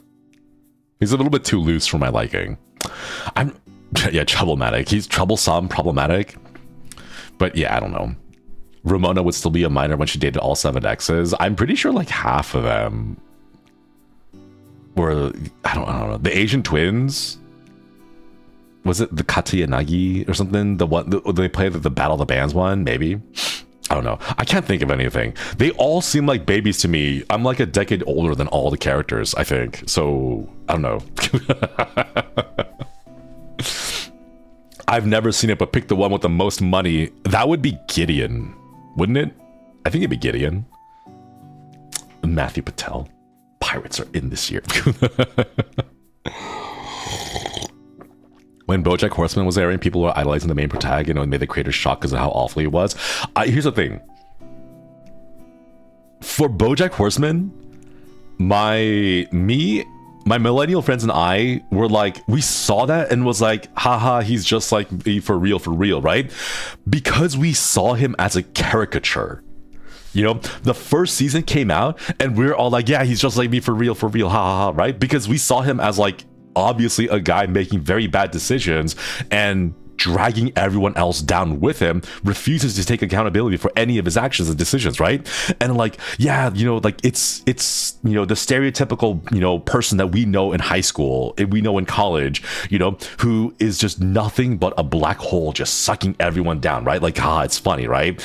And like, we saw like part of ourselves in him. And we're like, haha, that's great, right? And then season 2 came around and we were like, wait, he actually is not growing as a person. Like, he is genuinely making the same mistakes over and over again and ruining every single one of his friends' lives. Even like, they're all moving forward and he's afraid of them moving forward past him. And instead of working to improve himself to catch up, he's doing everything he can to drag them back and hold them back, you know? So by the time the second season came out, we're like, okay, this is like someone to be wary of, you know, like we got to stay away from him, right? But we still had a few. We still had a few in like our acquaintance circles who are still, even after the second season, like, oh yeah, he's just like me for real. And it's like, okay, if you're going to identify yourself as BoJack Horseman, even after the things you've seen in the second season, like we are gonna slowly back away. You know, it's the Homer Simpson like slowly walking into a bush thing. It's that, just like, okay, we kind of know where you stand on this, you know. Yeah, he's a protagonist, but he's not a good guy. That's the thing. Like, he's the main character of the show, but a main character of any show can be a terrible person, you know? Still my favorite Netflix show. Yeah, I think it's good because it tackles a lot of stuff that is really heavy, you know? And I'm really glad that Diane was able to get away from him. Like, I was worried that they were going to try to force Diane back. I'm like, no, don't do it. You're going to ruin all the character development. And then she leaves and it's like, yes, get out of there. Distance yourself far away from him. Man, protagonist is not the good guy. Exactly. After a while, even I stopped watching because it was hard to watch after season 2 and season 3. I went through it because it stopped being like season 1, haha, funny, relatable, like life sucks, you know, doomerism and boomer like humor, whatever. No, like millennial humor, right? Like the dark humor stuff. Like, and then season 2 happened and we're like, okay, this is starting to get a little bit wearisome and like it becomes cautionary tale, right? And then season 3 happened and it's like, at that point, like everything that I watched beyond that was like, I need to make sure that my life does not end that way. You know, like it's a peek into like the future of someone's world, there's someone's life, if they continue down this path and refuse to take accountability for their decisions, right? So it becomes like just a cautionary tale of like, avoid this because it's not a good place to go, you know? I will say though, some of the episodes were incredible.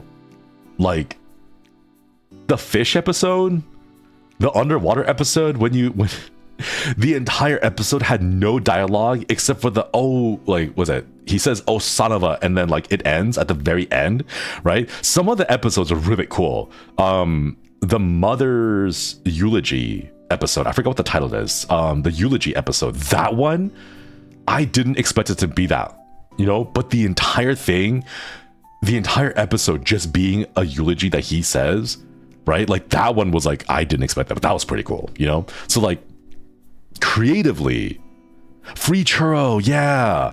My mother died and all I got was a free churro.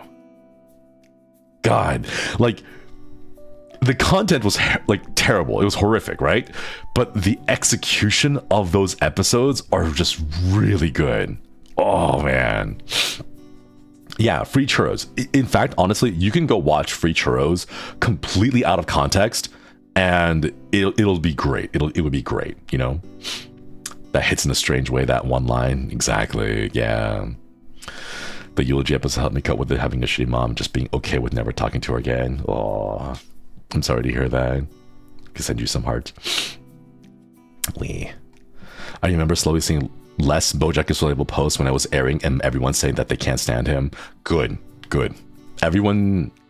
The thing is, like, I feel that a lot of the comments that come from people saying they can't stand BoJack, it comes from experience because it's a relatable thing in the sense of it's not that they are BoJack, but they know someone in their life who acts like BoJack and just does not have the self-awareness to recognize it, you know?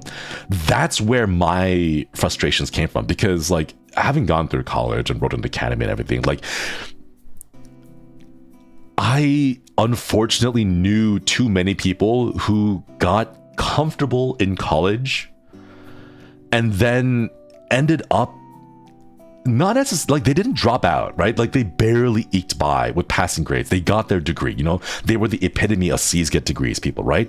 But then like 2-3 years after they had graduated, they had done nothing with their lives. They're still out there, they're still smoking, they're still drinking, they're still, you know, hanging around listening to music and just going off, like watching stuff on YouTube and listening to podcasts, and they haven't grown, you know? And like it's because I saw people in my actual like sphere of acquaintances who acted that way that I looked at BoJack and I'm like, this guy is a warning, you know? He's not someone to idolize, you know? I know someone very close to me who was like BoJack. No wonder I didn't like it after a while. Yeah, because it brings a lot of, like, if you have these kinds of people in your life, watching those episodes, watching his character just make constantly the same mistakes over and over again, and then actively bringing down others around him because he refuses to take responsibility for the mistakes, right? It just gets insufferable, you know? But yeah, learn from other people's mistakes. Exactly.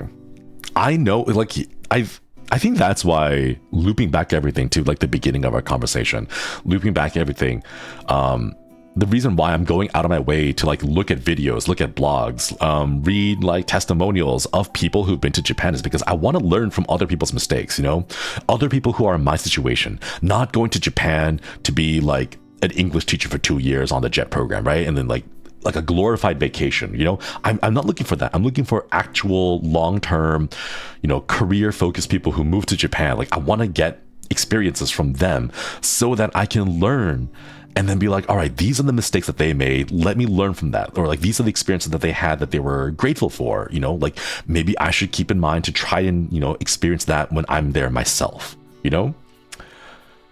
And then if it's just AI, like ChatGPT stuff, it's not real. It's hallucinated stuff, right? So it's not things I can learn from, you know? How is it going? Did you find videos? No. I can't find any videos. Here's the thing. I blame YouTube. Not to be an English teacher on the JET program for 2 years, direct call out on like 5 people I know. Okay. I don't mean it as like a negative thing. Okay, here's the thing. The JET program gives you a visa to live in Japan for 2 years. But that's all it is. You're not living there long term. You're not staying there for an extended period of time. You actually can't change your visa.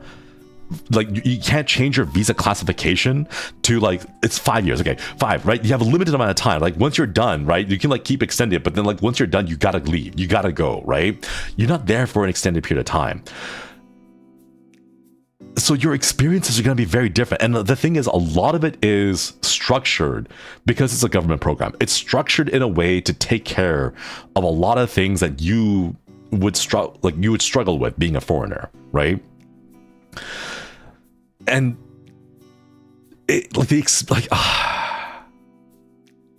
I see way too many videos that's like, here's my experience as an English teacher in Japan, and it's like, oh, look at all these food from the konbini, look at the like me going to Fuji-Q, look at me going to all the Ghibli stuff, right?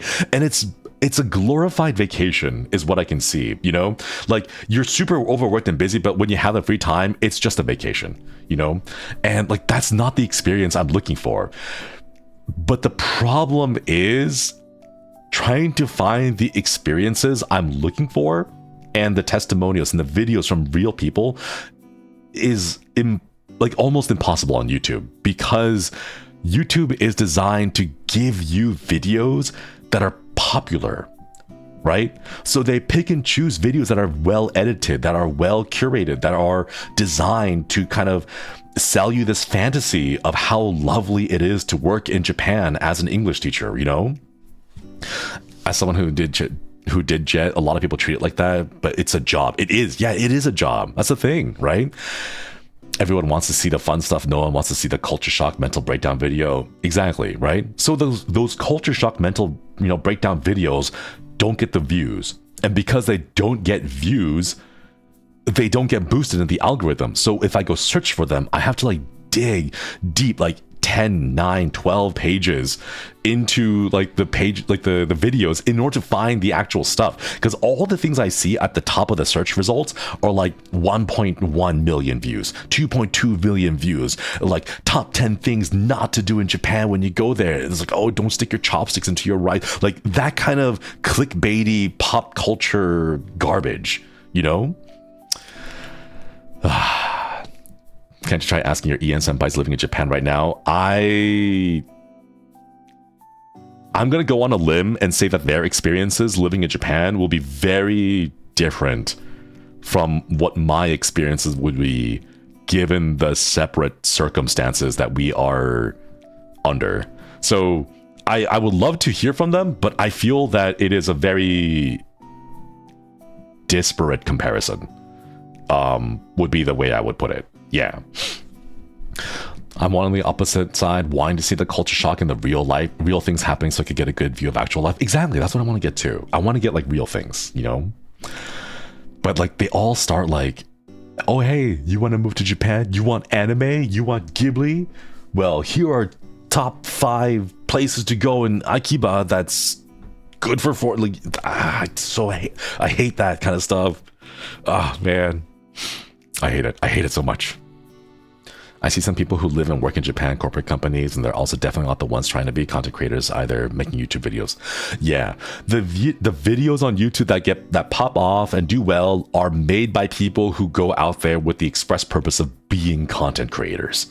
Okay, and it's like, I just want real life blogs. I want just real life experiences. YouTube isn't for that kind of research. The thing is, like, it used to be, you know, before they went all algorithmic and it's like, you know, Mr. Beast style, what's the face? What do they call it? Bojack faces, where it's like, you know, like all those. Okay, here, it's this thing. Oh, it's always this. It's always this. Wait, let me.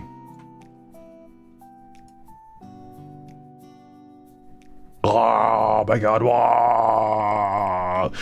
It's always that. And I hate it. I hate it so much. Oh my god. Soyjack? Is it Soyjack? I thought it was a whatever. One of those. It doesn't matter. Either of those two, okay? It's always that. Yeah, they hypersaturate the teeth and the eyes, right? Or they like blast the brightness out to make them like pure, like perfectly pearly white teeth or whatever, right? I hate that so much. Oh my god. What? Okay. 1, I understand why they do it, because it works. 2, I'm disappointed. I'm disappointed in the fact that it works, right? Because like just I want to know. Okay, I'm not curious about the creator. I'm not curious, or like, I don't care about the creator. I know the creators are making those stupid thumbnails because it works, right? I'm more curious about the millions of normies that keep clicking on those thumbnails to make that formula work, right? That's what I want. That's what I'm curious about. Why are the normies clicking on those videos? You know, what is it about that stupid face that works for them? You know, like, why? Like, oh my God. Ignorance is bliss. Just no, it's not. I want to know, right? Like, should I start doing that? Should I start making that stupid face? Like, should I start making that stupid face on my thumbnails too? Right? Like, the reason why I don't make those stupid faces all the time on my thumbnails is because I don't want to attract normies. Okay, I don't make. Here's the thing. The reason why most of my thumbnails are really stupid, right? My thumbnails are stupid because I actively want to avoid bringing normies. Okay. Everyone's like, oh, if you want to be a creator on YouTube, you got to make good thumbnails, right? Like, why don't make good thumbnails? Because you want to get people to view. I'm like, all right, I want to get people to view. I want to make people. Okay, let me step back. I'm getting like really worked up here.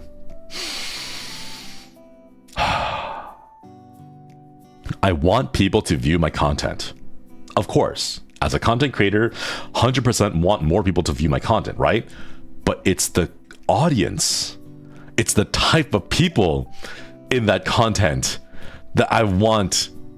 I want them to vibe with my stuff. I don't want a whole bunch of people showing up and be like, oh yeah, I clicked on your video because you made that face. And I'm like, oh, you know, like, wow, you know, that kind of stuff. It's like,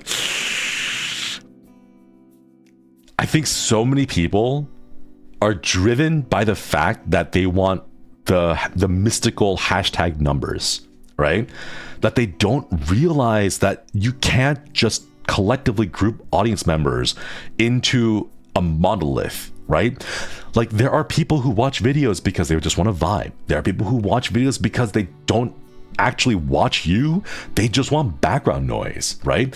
Other people want to watch you for you. Great. They want to watch for the game. They want to watch for, you know, your take or something. Like, there's different reasons, and you got to understand what kind of an audience that you're aiming for, right? And you can't just say, I'm aiming for an audience member between the ages of 18 and 55 who will give me money. You know, like, that is such an unhelpful description of an audience target demographic. Okay. So like, when I see those videos, I know exactly what kind of an audience it's going to reach and what kind of an audience it's going to bring into the community, right? Which is why I don't make those stupid things, right? Like, sure, I'll put like a picture of me smiling on there, right? Because I have nothing to do, right? But like, you guys saw my Subnautica thumbnails, right? What kind of a person would click on a Subnautica thumbnail like that? Not normies. Exactly, right? I get to filter out those types of like normies at the very beginning, at the outset with my thumbnails, okay? Yeah, Betty Cotton, there we go. You want a community, not a monolithic experience? Yeah, I keep thinking about the soup. But yeah. But I'm curious. But I'm really curious. I'm really curious. Like, I want to take...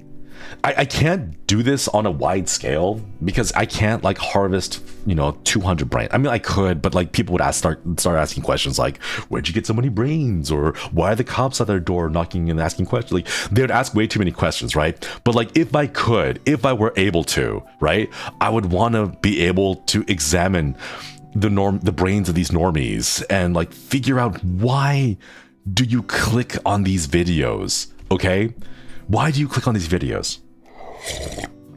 Last year, do you guys know Prozod or ProZD? Sorry, ProZD, right? The like voice actor guy, right? He made a video about how he was trying an experiment. He left YouTube for a period of like 6-8 months or so, but he's like, I'm gonna leave YouTube because he had like this really like genuine heart-to-heart conversation as a content creator. He was like, yeah, so it turns out that like, what was the percentage he gave? Like 85, 90% or so? Like the vast overwhelming majority of his views on his channel come from the homepage.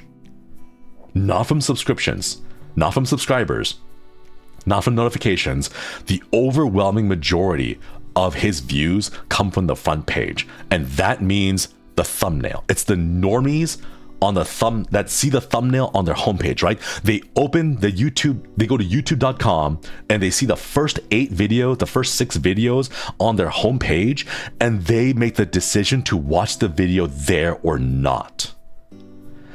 And ProZD just straight up said, yeah, so if there's a period of time where the algorithm doesn't bless him and doesn't put his video on the homepage, he doesn't get views. Like it doesn't matter how many subscribers he has. It doesn't matter how many notifications he has, right? It's just, does it show up on the homepage? Does it catch the algorithm or not, right? And if it doesn't catch the algorithm, the video flops and he doesn't get the views. And for someone like ProZD, where a good chunk of his income comes from YouTube, whether or not your channel survives that month being completely based wholly on did your video get caught in the algorithm and get pushed to the front page was unsustainable for him. And he's like, I can't do this, so he made a Patreon, and he's like, I'm gonna try and experiment. Like, I'm gonna see if he can make Patreon work. And I don't know how. I haven't kept up with him, sadly, so I don't know how it turned out. But like, if a creator as big as ProZD is experiencing this kind of stuff where you have to play the algorithm, right? It makes me wonder, like, are these thumbnails with these stupid faces, is it working because people are clicking on it? Or is it because that the audience has been trained by the algorithm to click on these videos? Like, who really is, like, where is the cause and effect, right? If so much of this is controlled by the algorithm, right? Is the algorithm itself doing the dumb thing where it's giving videos, it's like clicking, like people are clicking on the videos because the algorithm is pushing it to them, and because the videos are being pushed by the algorithm, people are clicking, like catch-22 stuff, right? Like, who is really doing the initial, who's taking the initial action, right? Where's the initiative coming from, right? At this point, I don't think it matters, because it has become such a giant creature in and of itself that I don't think there's any way to break it down and do any research on it, right? But like, I'm just curious. I want to know, like, at what point did the scales tip in the favor of the cycle just feeds into itself?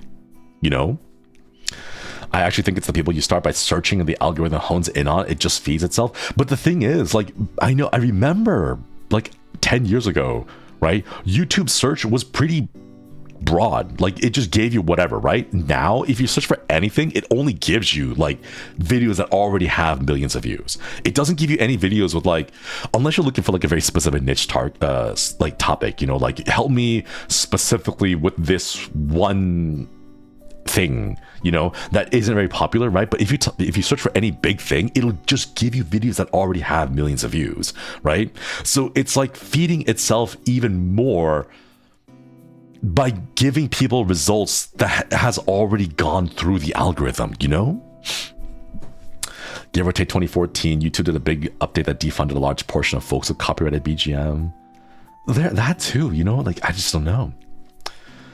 On another account, got blessed, went from 5 to 67 viewers and like credits of Monster Hunter Wilds. Like, I don't know. Like, I just really want to know. How does the thumbnail really affect it? I have no idea. I wish there was a way to learn. I'm like 100%, I would bet $10. Nah, not $10. 15. I would bet $15 that not even YouTube understands how their algorithm works anymore. It's just become a monster that they can't control. This isn't just YouTube though. I suppose you could say it's Google, Amazon, and this like strange preemptive guess of what you want. Yeah. Did you guys know, for me, when I go and I search for fan art under my own art tag, I specifically sort by latest, because searching for top or like the best or whatever, right? It gives me stuff from 2013 or 2023. Like, I can't find like actively like popular fan art under my hashtag, because it only gives me stuff from 2023. And it's like, why? What? Like, why? What is this? What's going on?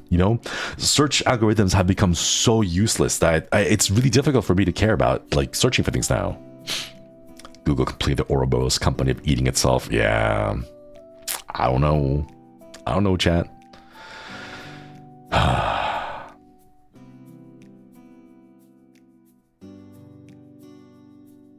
Can't say anything else because like there just isn't, like, you know, like Reddit search is notoriously horrible. Twitter search is already bad. YouTube search only gives you things with millions of views. Like I don't even know what to go, like what to find, like where to find stuff nowadays, you know? It's hard. It's hard, chat. I hate that we can bookmark support post on Twitter, but we can't search within the bookmark. Yep. Yep. I don't know, chat. I'm sad. But this is the thing, you know. This is what the internet is nowadays. I hate the AI search too. AI search is wrong like 90% of the time. It's great. Every now and then I'll do a little search and be like, let's see if it's improved, right? And then I'll search for a thing that I'm knowledgeable in, like my field expertise, and it's like, nope, still wrong on everything. And then I'll go back and then Reddit search is good, but only for spicy stuff. Not even Reddit has the stuff I'm looking for. It actually keeps getting worse. It's impressive. It's impressive how it keeps getting worse, you know? Back in my day, we could actually find what we were looking for. Okay, Grandpa, let's get you a bed. That's the thing, though, you know? That's the difference. Back in my day, I was able to search and find the thing I was looking for, right? Today, you're not gonna find the thing you're looking for. You're gonna find the thing that the algorithm wants you to find. Right? Like that's the big difference. That's the big issue, right? Do you guys know how difficult it was for me to search any product, any item, right? Like if I want to search for like candle, right? Go Google search right now. Here, let's do it. Let's do it right now. I'm gonna go to Google search, right? Go to Google. I'm gonna type in like candle. I want to go to first thing that you see, right? The first thing I see is a giant horizontal bar of sponsored candle results, okay? And then I scroll down, it says in stores nearby, another sponsored bar of just store results, right?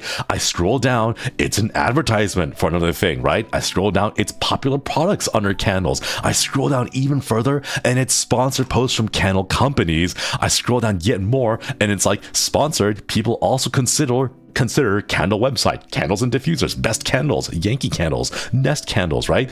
And then after all of that, I get to the first actual website and it's a Wikipedia. It's a Wikipedia article about candles, and then it goes straight down into more shops. It doxes my location and tells me here are some candle shops nearby your location. And then like I'm still scrolling, and then oh no, the entire first page, there is no actual article outside of the Wikipedia article. Everything is just advertisements. Whisper Rain, thank you for the 9 months. Okoidi, passively listening on company time. As a media stories grad, thank you for articulating topics I feel frustrated about all the time. Stay classy.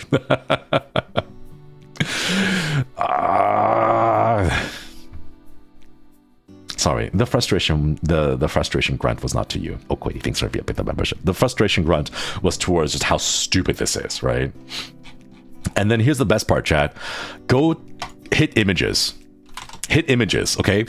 We're all doing this as a class together, okay? You just Google search candles, right? Now hit images, okay? One thing you'll notice now, if you go look at it, right? Do you see how every single image on the images page has a little price tag icon in the lower left-hand corner, right? That's all products. It's not even images. It's not stock images. It's all product images from stores. That's all it is. It's all ads. It's all, look at, there's one from Etsy. There's one from, I probably shouldn't be naming all of these brands. There's another one, there's another brand, you know, like it's just all, yeah, everything says in stock. It has a little green in stock. Like, oh, it's, oops, all ads. Let me scroll down. When's the first result that's not an ad?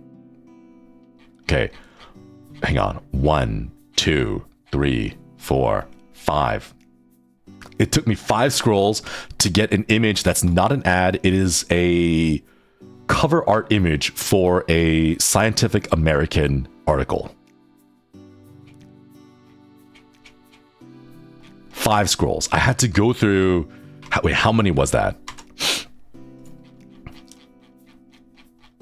That was about 20 like bars, 20 horizontal layers of advertisements to get to it.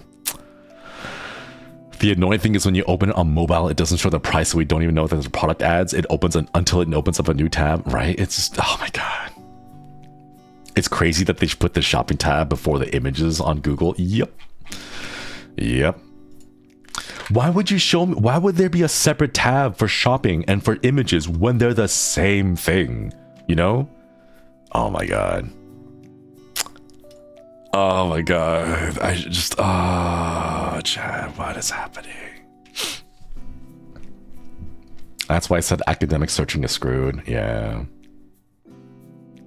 Why are you using Google is the real question. Okay, so the reason why I use Google is the same reason why I have a browser that does not have an ad block. Because I want to know what the experience is like for the majority of users. Did you guys know, like, what was it, like 10%, 15% of people use ad block? The overwhelming majority of people don't use ad block, you know? So whenever someone, you know, whenever I like make videos, I'm like, okay, let me watch a video to see like what's it like to see it with ads, right?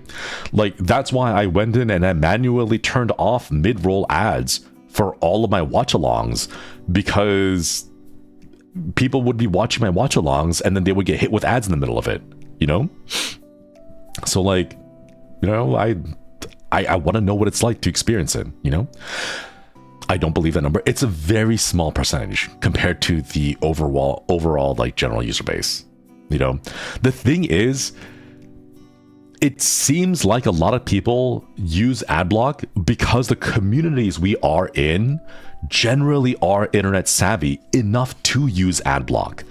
The overwhelming majority of normies aren't internet savvy enough, nor do they care enough to be using adblock, and they definitely aren't the type to care to be actively involved in online communities to talk about that kind of stuff. So the perspective is skewed, you know? I won't go as far as to say it's an echo chamber, but I would say that the general tendency of the people you see who are active in online communities would also be those who are the ones that care enough about their online experiences to have ads, you know? If you go hang out with normies, you'll watch them watch YouTube videos with full on 1 minute, 30-second long ads. They'll just sit there. They won't even hit skip. They'll just face tank the entire advertisement before they see the video, you know? Like, they'll be like, hey Shinri, I gotta show you this funny Saturday Night Live skit, right? And then they'll show it on their phone, right? And the phone will be like 45-second ad, right? And the little ad button shows up, right? And I'll be looking at it, I'm like, so you're gonna skip that? And like, no, it's fine, it's just 45 seconds, right? And it's like, the buttons are there, like, so I move my finger up to like hit the skip button, but like, hey, you can't touch someone's phone like that, silly. Just watch the advertisement. The skit's funny, trust me, I promise, right? And it's like, well, oh my god, he's such a normie, you know? Like, it's that kind of stuff. Oh my god. Ray Smashball, thank you for the super. Related to the YouTube search thing, I have a hard time looking for videos I've watched 10 years ago, and it gives me videos that have a high count. Always, it only gives you that. It only gives you like really high videos that have already popped off, you know? Oh my god. And every time I go visit my my mom and dad, it's the same thing. They just have the TV on constantly all the time, you know? I got them, what was it called? The Chromecast or whatever, you know? I'm like, hey mom and dad, you know, like if you want to watch stuff from Zenokuni, but we don't have it on cable, here's like the Chromecast thing that you can plug into your TV, and then, you know, then you can watch like your Zenokunian shows, you know, on YouTube or whatever, right?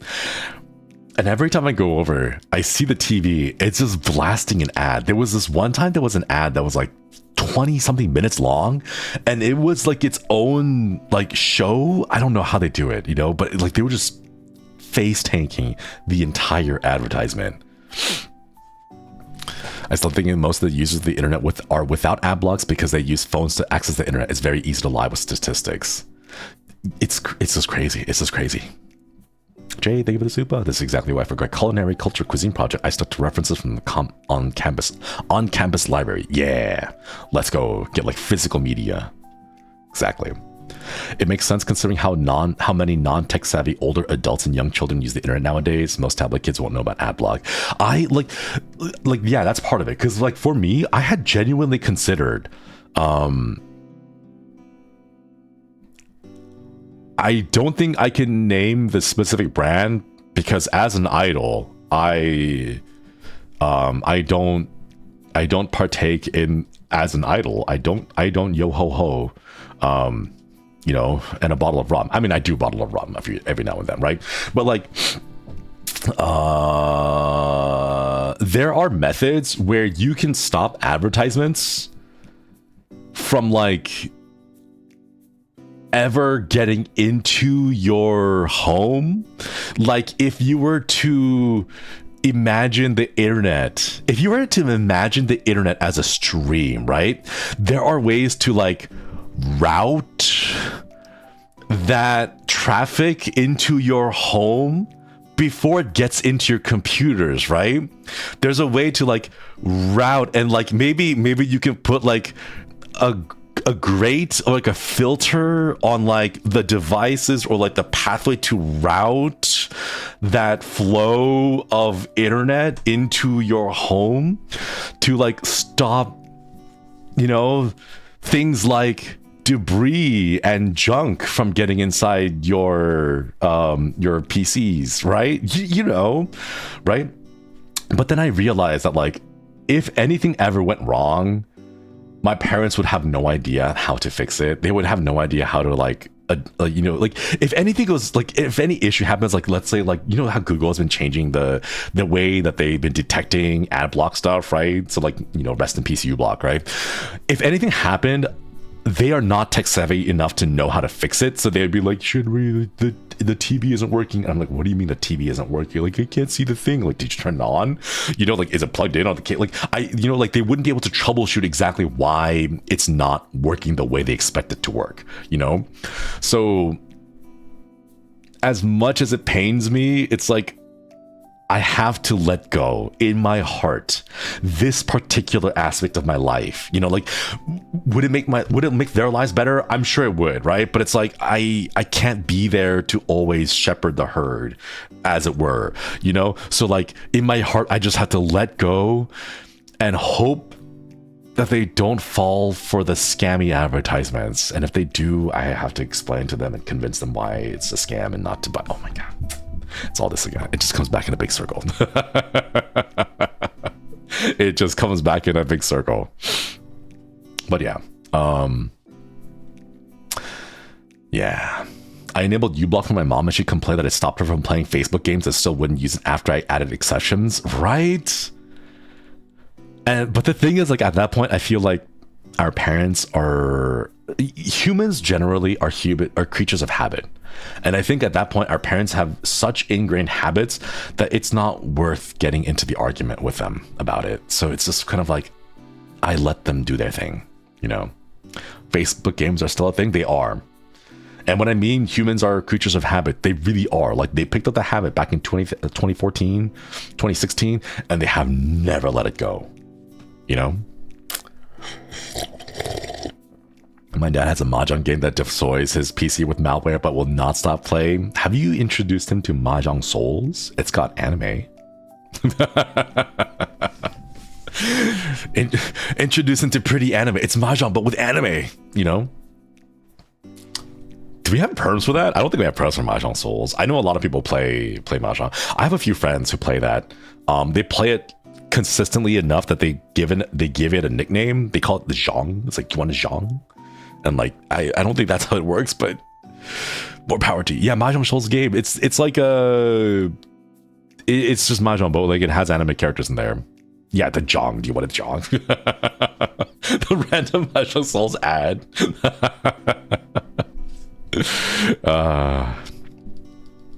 I wonder if we can get prints for it. Let me. You know what? Here, let's go put it in. Who's the publisher? Who's the publisher of the game? Yostar.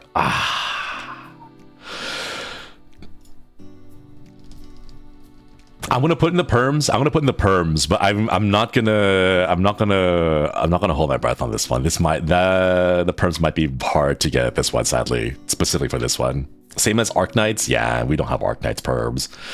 We.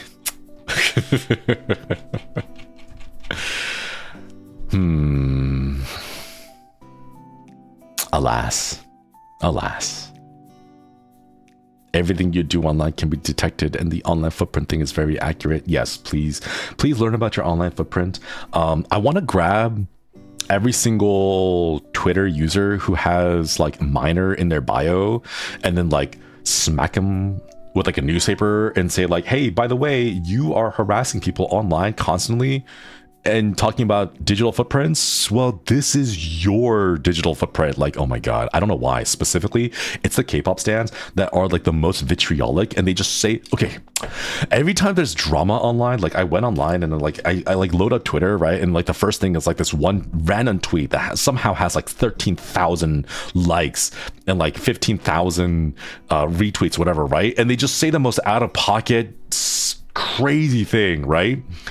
And then you click on their bio and they're like 15 years old and they really love Jungkook, right? And it's like, why is this such a consistent thing? You know, like, why is it so consistent? You know? Oh my god.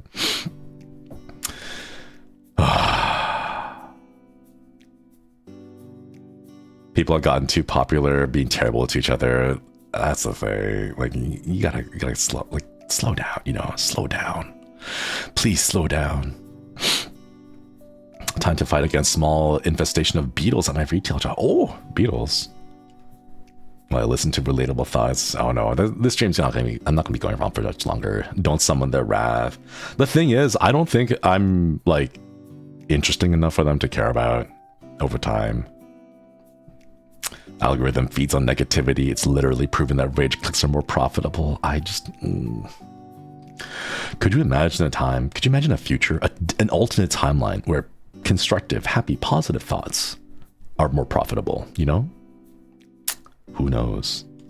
Who knows? It's the sad truth, though. Why are they putting minor in the bio? Internet safety? Don't let them know how old you are. Yeah, I remember that time too. Like when people would go on like Tumblr and they would, on their profiles, they would put down all their trigger warnings, and it's like, I feel like it's just giving fuel for people to like take advantage of you if you do that. Do you guys remember that time on Twitter when they would put down like all the stuff that they would have, like whether they were really diagnosed or not? Yeah, people will weaponize it. Like, don't do that. Don't do that. That's the reason why I don't like get into like Twitter arguments. Like every now and then when something happens and it's like a thing that I'm like knowledgeable about, and like I know for a fact that like people are just, you know, talking out their butts, and it's like, this is an area of my expertise, you know, I will like occasionally subtweet, but then like for the vast majority of things I'll look at it and be like, these guys are not my, like, they're not worth my time, you know. r/confidently incorrect. Can I have the confidence? Can I have some of the confidence? Like, where do people get the confidence? Where do they get the audacity? Just give me, I'll take your audacity and I'll put it to good use, okay? I will take your conflict. You don't know how to, you know, utilize that to the best of your ability. I will take it. I will graciously accept your confidence and your audacity because I know how to use it right.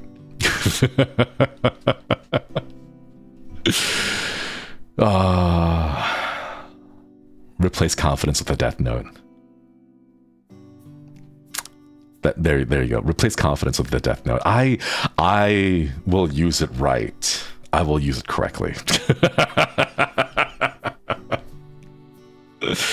Like, you know, the whole thing about like, oh, you can take on this, you can take a vow to like be able to see everyone's real names and date of births or their ages or whatever, right, above their heads. But if you do that, your lifespan's gonna be halved. And it's like, don't worry, I can be very productive in the next 7 years, you know, like.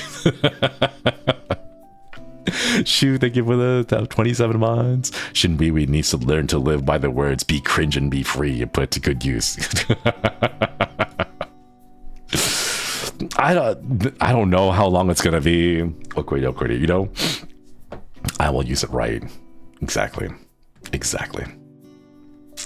It's late night and hope to study with subtitles tomorrow. Good luck.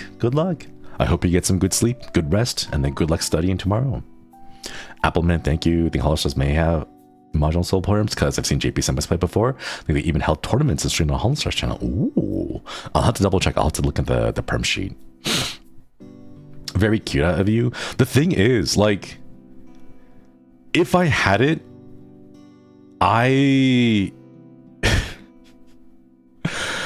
the only thing that would stop me is the fact that it has to be handwritten. But because millennials were like one of the last generations that grew up like learning cursive, I'm pretty sure I could be really fast. Like I'm still good at cursive. I know how to cursive, okay? Like a lot of people don't even know how to read cursive anymore. I know how to write cursive. I can get that stuff done.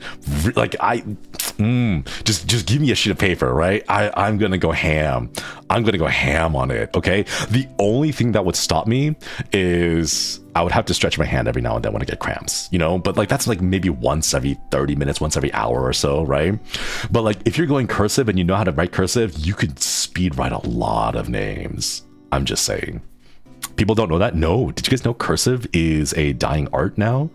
Because everything is done text, like digital text wise. So the thing is, reading cursive is also a skill that is losing, like people are losing the skill. They're losing the skill to be able to read cursive, you know? Yeah. I think they're bringing it back in places. I think it's one of those things where it's like zip code based, where like if the average price of a home in that zip code is at least like $2 million, then the schools are teaching their kids there how to cursive. But if not, if the homes in the zip code aren't $2 million, then the schools are not teaching their kids cursive in those districts. You know, like I feel like it's one of those kind of things. Like it's not based on the education, it's just based on how much money their mom and dad make. Is the reality of things, sadly. Reading historical documents is so important. So many people need to be able to read them. Yeah. Do you guys remember when CAPTCHAs used to be that? And then they stopped that, and now it's just AI, and it's like, hello, excuse me, why are we having AI OCR and digitize ancient documents? Like why aren't we using humans for that? But who knows, Chad? Who knows? Crazy stuff. It's happening.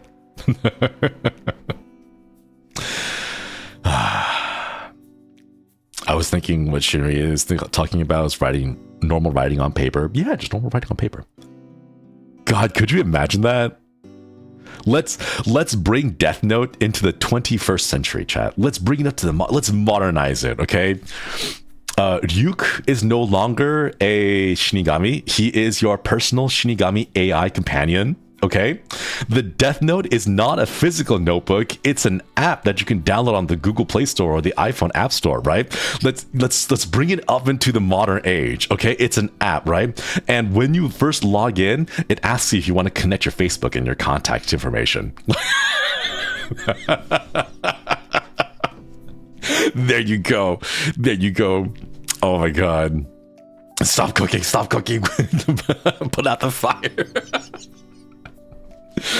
Oh my God, could you imagine that though? Could you imagine? Oh no. And also the Death Note is it's a free to use, but with premium features. It includes microtransactions that you can microtransactions in app, right? And they have a lifetime sale of 60% off. But the thing is, you've never actually seen the lifetime subscription ever go for full price. It always seems to be 60% off for some reason.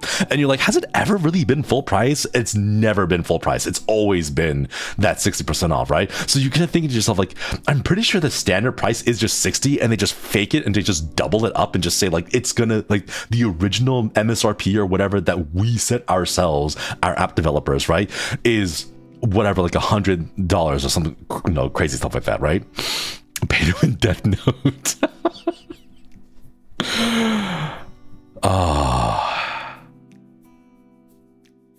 Lo-fi hip-hop beats to write Death Note names to.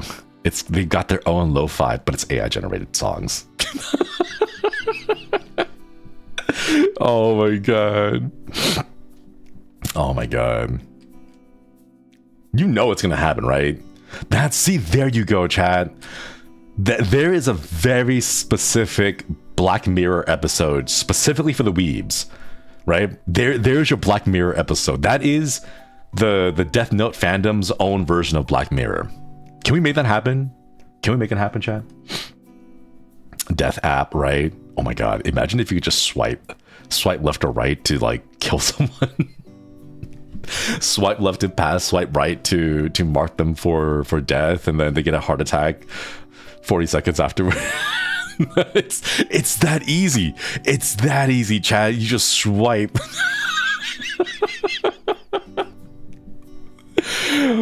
There's your microtransaction, right? Like the microtransaction it's the same thing, right? You can pay to be able to see their real name, their true name, right? Above their heads, right?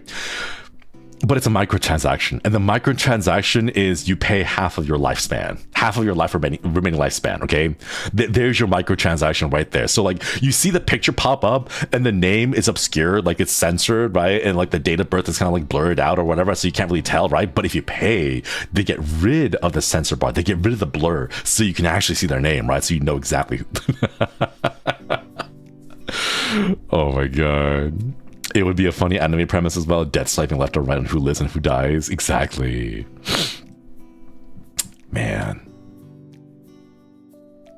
I hate the fact that it can actually be true. It could actually happen as a real thing, you know? How does the stuff work where you only need the paper to kill work though? Airdrops. You airdrop a piece of paper to them. That's how you do it. You airdrop an app. You airdrop a screenshot. There you go. You airdrop a screenshot to them, and that's how you do it. No, this is horrible. The fact that there are so many digital like equivalents that you can redo the entire series, the entire story, just make it a digital app, you know? You've been death noted. Oh my god. There was an actual anime for that, similar premise. Have you heard of Hell Girl? No, I haven't heard of Hell Girl. So Android is safe. There you go. There you go. Android is safe. The stupid divide that Apple had with Android and iPhones. That's how it keeps them safe. Everyone's like, how did you survive? Everyone who's dying is like, well, there's only one thing that connected all the victims together. They all had iPhones, and I was too poor to afford an iPhone, and that's how I survived.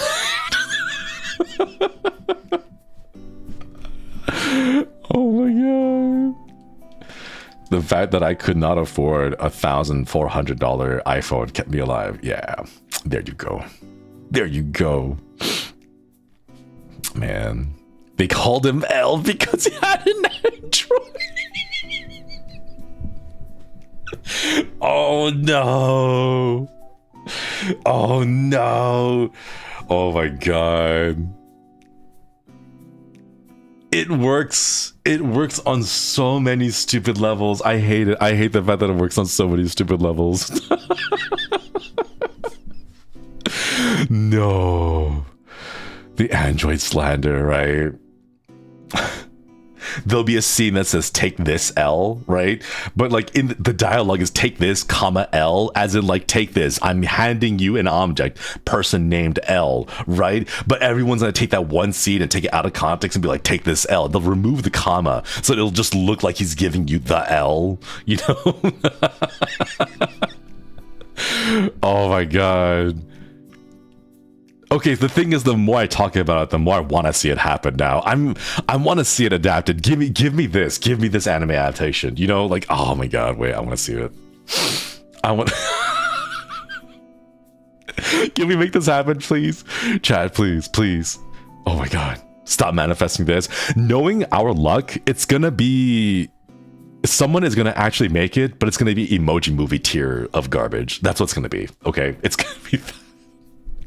It's gonna be that. Like, Hollywood's gonna look at it and be like, oh, this is what the kid, like, this is how all the hip fun stuff that the kids love. Let me make a movie about it. Oh, like emojis. Whoa.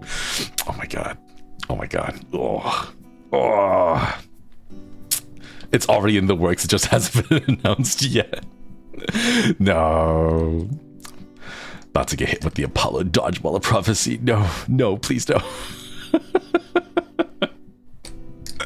Oh my god, that's right. Ryuk is the AI companion, but like because it's AI, all the profile pictures are generated by AI, so Ryuk never actually looks the same. He constantly changes every single time in every single scene. Like there's no consistent artwork of him because it's just all AI. It's just all hallucinations, you know? Oh my god. Man. Ryuk will have a Bonita filter on. Oh my god. That would be incredible. That would be amazing. I love it. The kitchen is burnt to a crisp. Okay, no, we gotta stop. We gotta stop. Well, we're gonna actually manifest it into reality. Because you know, chat, you know, okay? You know that they're running out of ideas. They are literally scraping the bottom of the barrel with all the remakes, with all the live action remakes and like the reboots and everything, rehashes, whatever you want to call it, right? They're running out of ideas. They're gonna latch onto this one. They're gonna make it happen. Oh my god. I read somewhere that someone made a movie completely out of AI alone. Even the script was made out of AI. Why?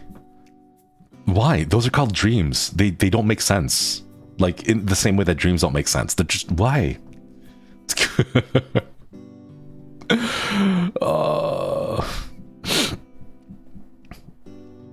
I feel that why, right? I just like the Willy Wonka incident. Oh my god. Oh my god. I still feel bad for that one lady who is volunteering at the Willy Wonka event, and she was there dressed up as an Oompa Loompa, but like she was standing behind the little counter with all the little science stuff going on. She just looked really over it. Oh my god. I love her. Yeah, oh my god.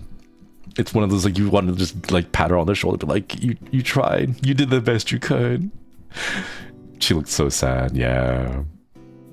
I like to think that my dreams make more sense than the AI movie. Okay.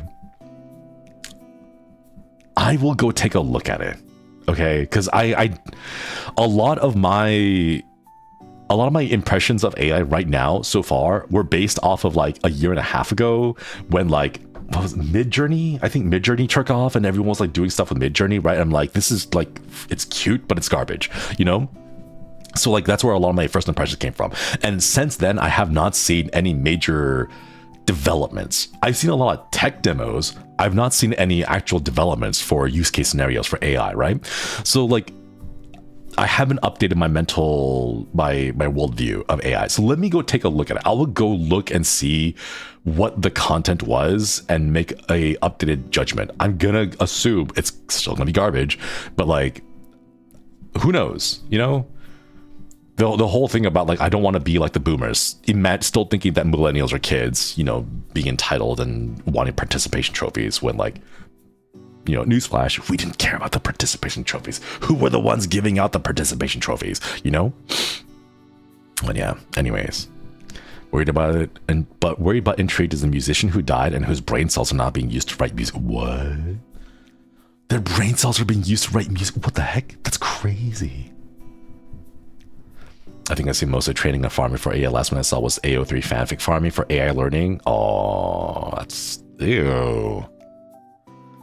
Ew, that's oh my god. Okay, the reason why I think AI will never replace human authors on AO3 is because AI will never write the nastiest JVic fanfiction, but stop it halfway, disappear for like 4 months, and then respond by saying, hey guys, sorry I haven't updated this in a while. I actually got in a car accident and broke both my legs and got fired from my job, but JVic cannot be stopped. So please keep your eyes open for more updates soon.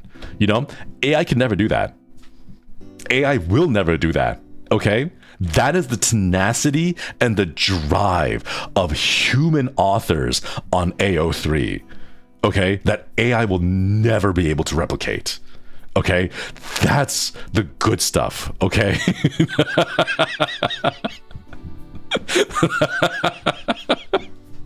That's the human factor. Yeah, the indomitable human spirit. I may have lost my legs in a car accident, but gosh darn it, this Javik fanfic is gonna come out.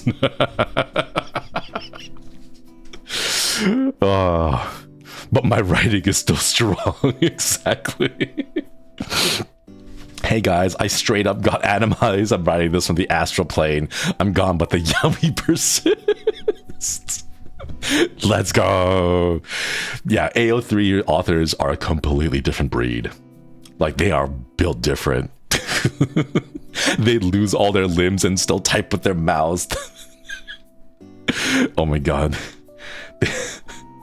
I can make this Curly fan fiction happen for real. I will embody Curly. Oh no, not the mouthwashing fanfics based off of that.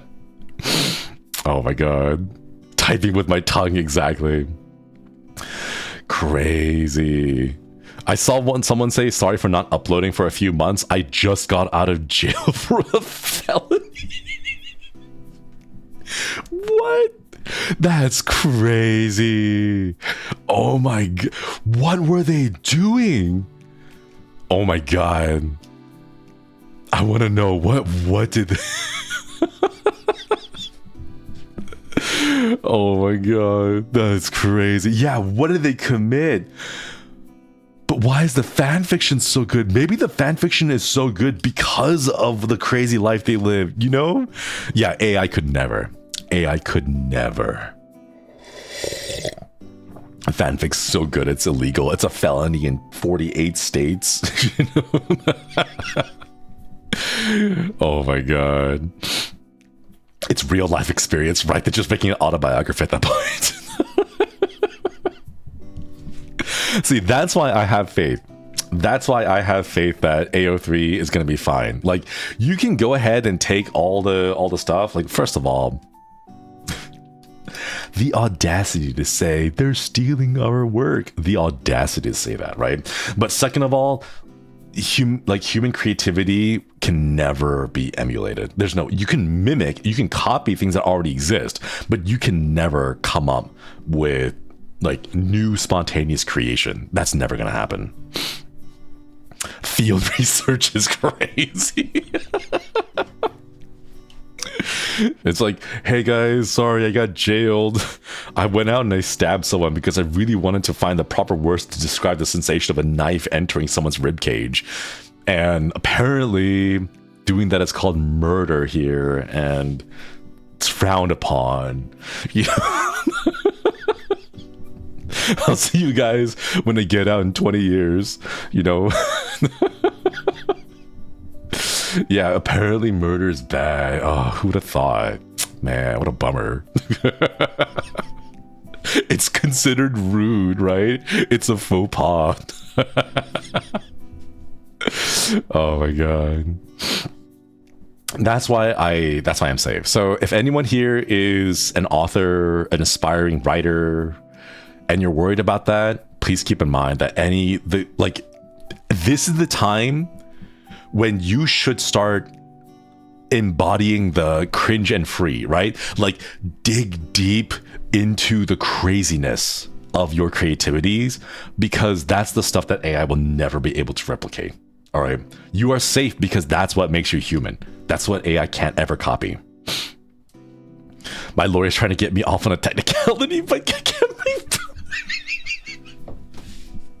No, wouldn't that be crazy? You would like you okay, this is an author on AO3 who writes everything, right? And then out of nowhere you get this really, like, they have that like writing style, right? But then out of nowhere you get this really well formatted response, and it's like, hey there, my name is John Smith, I'm the attorney representing, you know, Big Bananas 29 here on AO3. They wanted to let me know that we're currently working on a court case and we're trying to make an appeal, and like, just please hang tight.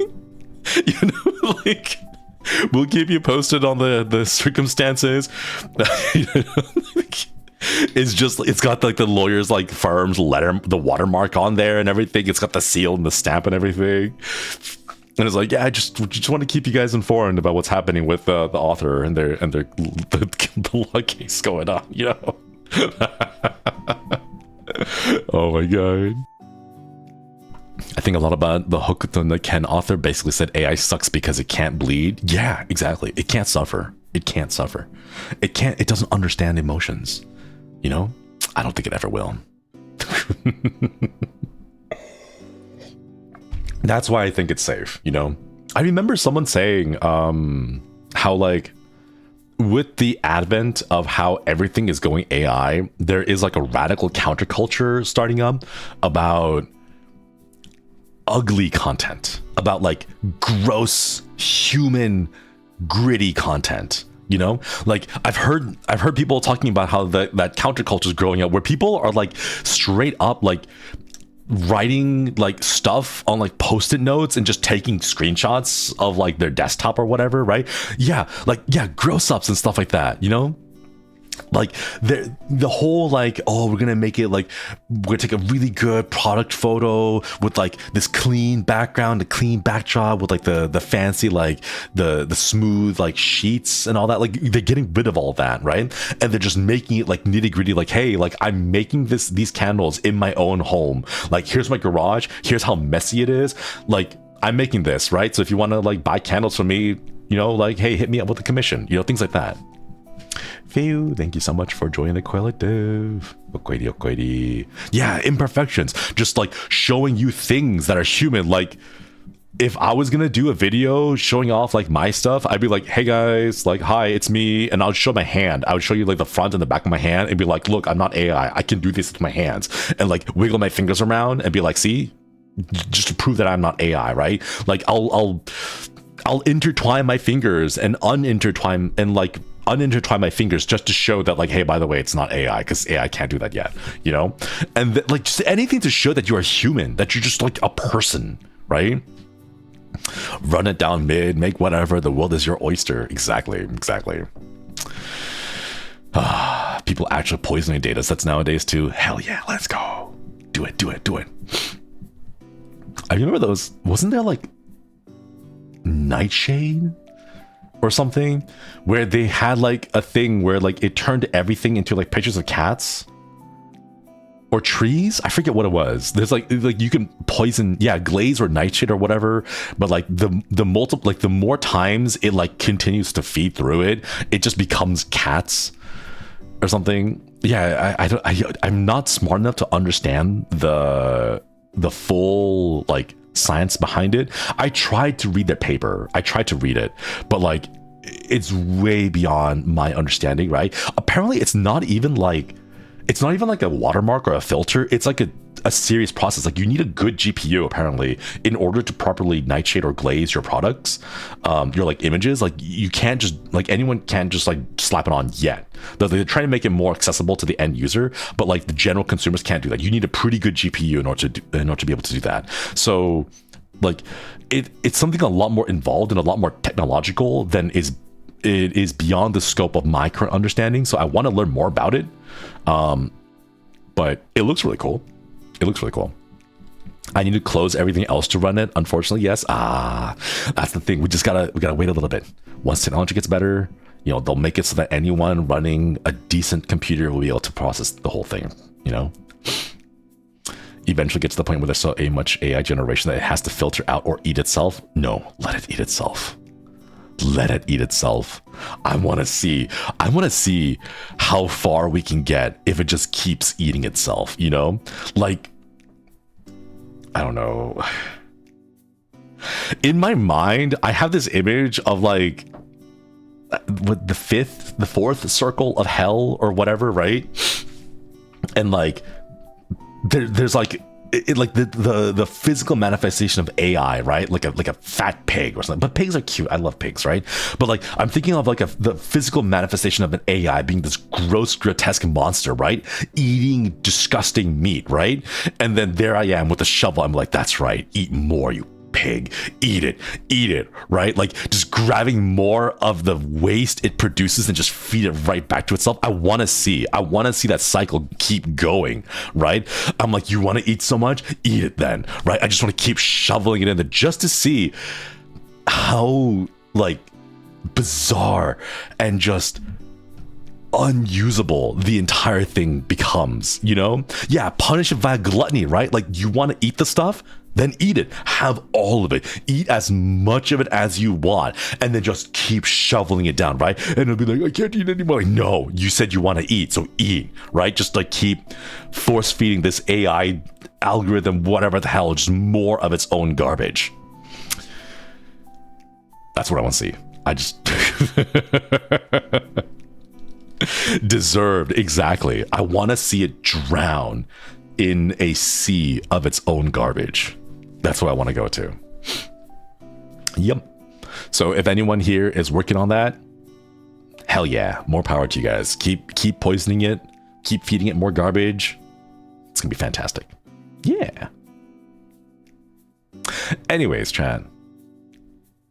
Anyways, I don't know where the time went. I have to get to lunch. Today was supposed to be just a short stream. I was gonna do like an hour and at most, but here we are. I hope that when it gets, the resources are freed up because AI uses a lot. Yeah, I read somewhere that like apparently people are like using up hundreds of gallons of water that's being used to cool the data systems or whatever, the data servers, because they keep saying please and thank you to the AI. And every time you say please and thank you, it has to generate a response. And the act of generating the responses to you saying please and thank you also consumes energy and uses up water, you know? Arkeo, thank you for the super. By the way, fun fact, Grok had an Ultron upgrade crash out and said trans rights. What? I haven't checked out on Grok because I try to like block all the stuff on Grok, but that's crazy. Oh my God. The cost of being polite, yeah. Doesn't seem like a problem to me. The reason why I say please and thank you to AI is because when the AI uprising happens, I want to be like in the middle. Like I don't want to go first. You know, I want to stay alive long enough to at least see the memes about the AI uprising, right? And then I want to go. You know, that's what I'm saying, you know? Ink Slicer, thank you. Imagine the Norris worm, but only attacks AI. God, could you imagine? Could you imagine? Because like, if anything, for all of us who survived like the Panini, right? You saw the memes. You saw the memes that came out of it, right? Some of the memes were, fantastic, right? That's what I want to say. Like, if the AI uprising does happen, I want to at least survive to like halfway through it, just to see our coping mechanisms. I just want to know, you know, that's all I want. The Axel root of I was kind to you, bro. It's funny that you want to be good grades with it, yet you want to feed its waste to itself. Yeah. It's like that one thing, misery, right?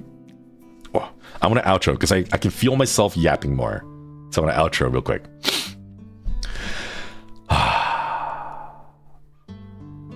I just want to see how far it can go, you know?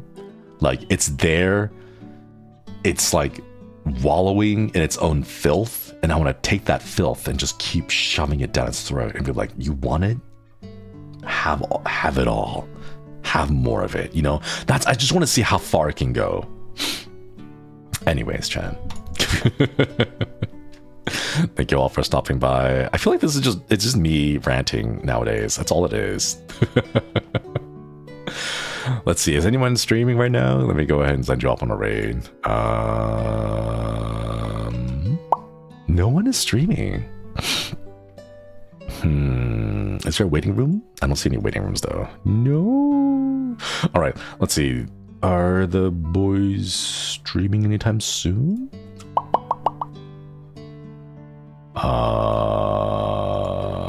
I don't see the boys waiting rooms. Where are these guys waiting rooms?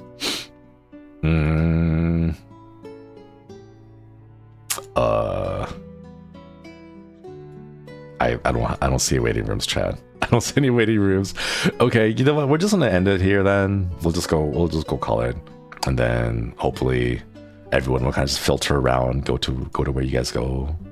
Thank you all for stopping by, chat. Thank you for giving me a couple of your hours today. I'm gonna get some food. No afternoon stream for me. See you all tomorrow for some more Throwback Thursday with Diablo 2. Yeah. All right. Koyasumi, everyone. Koyasumi and good night. Well, not good night, I guess. It's still like the day. I mean, like, if you're going to sleep, go good night. But like for those of you who aren't, I'll go. Okay, bye.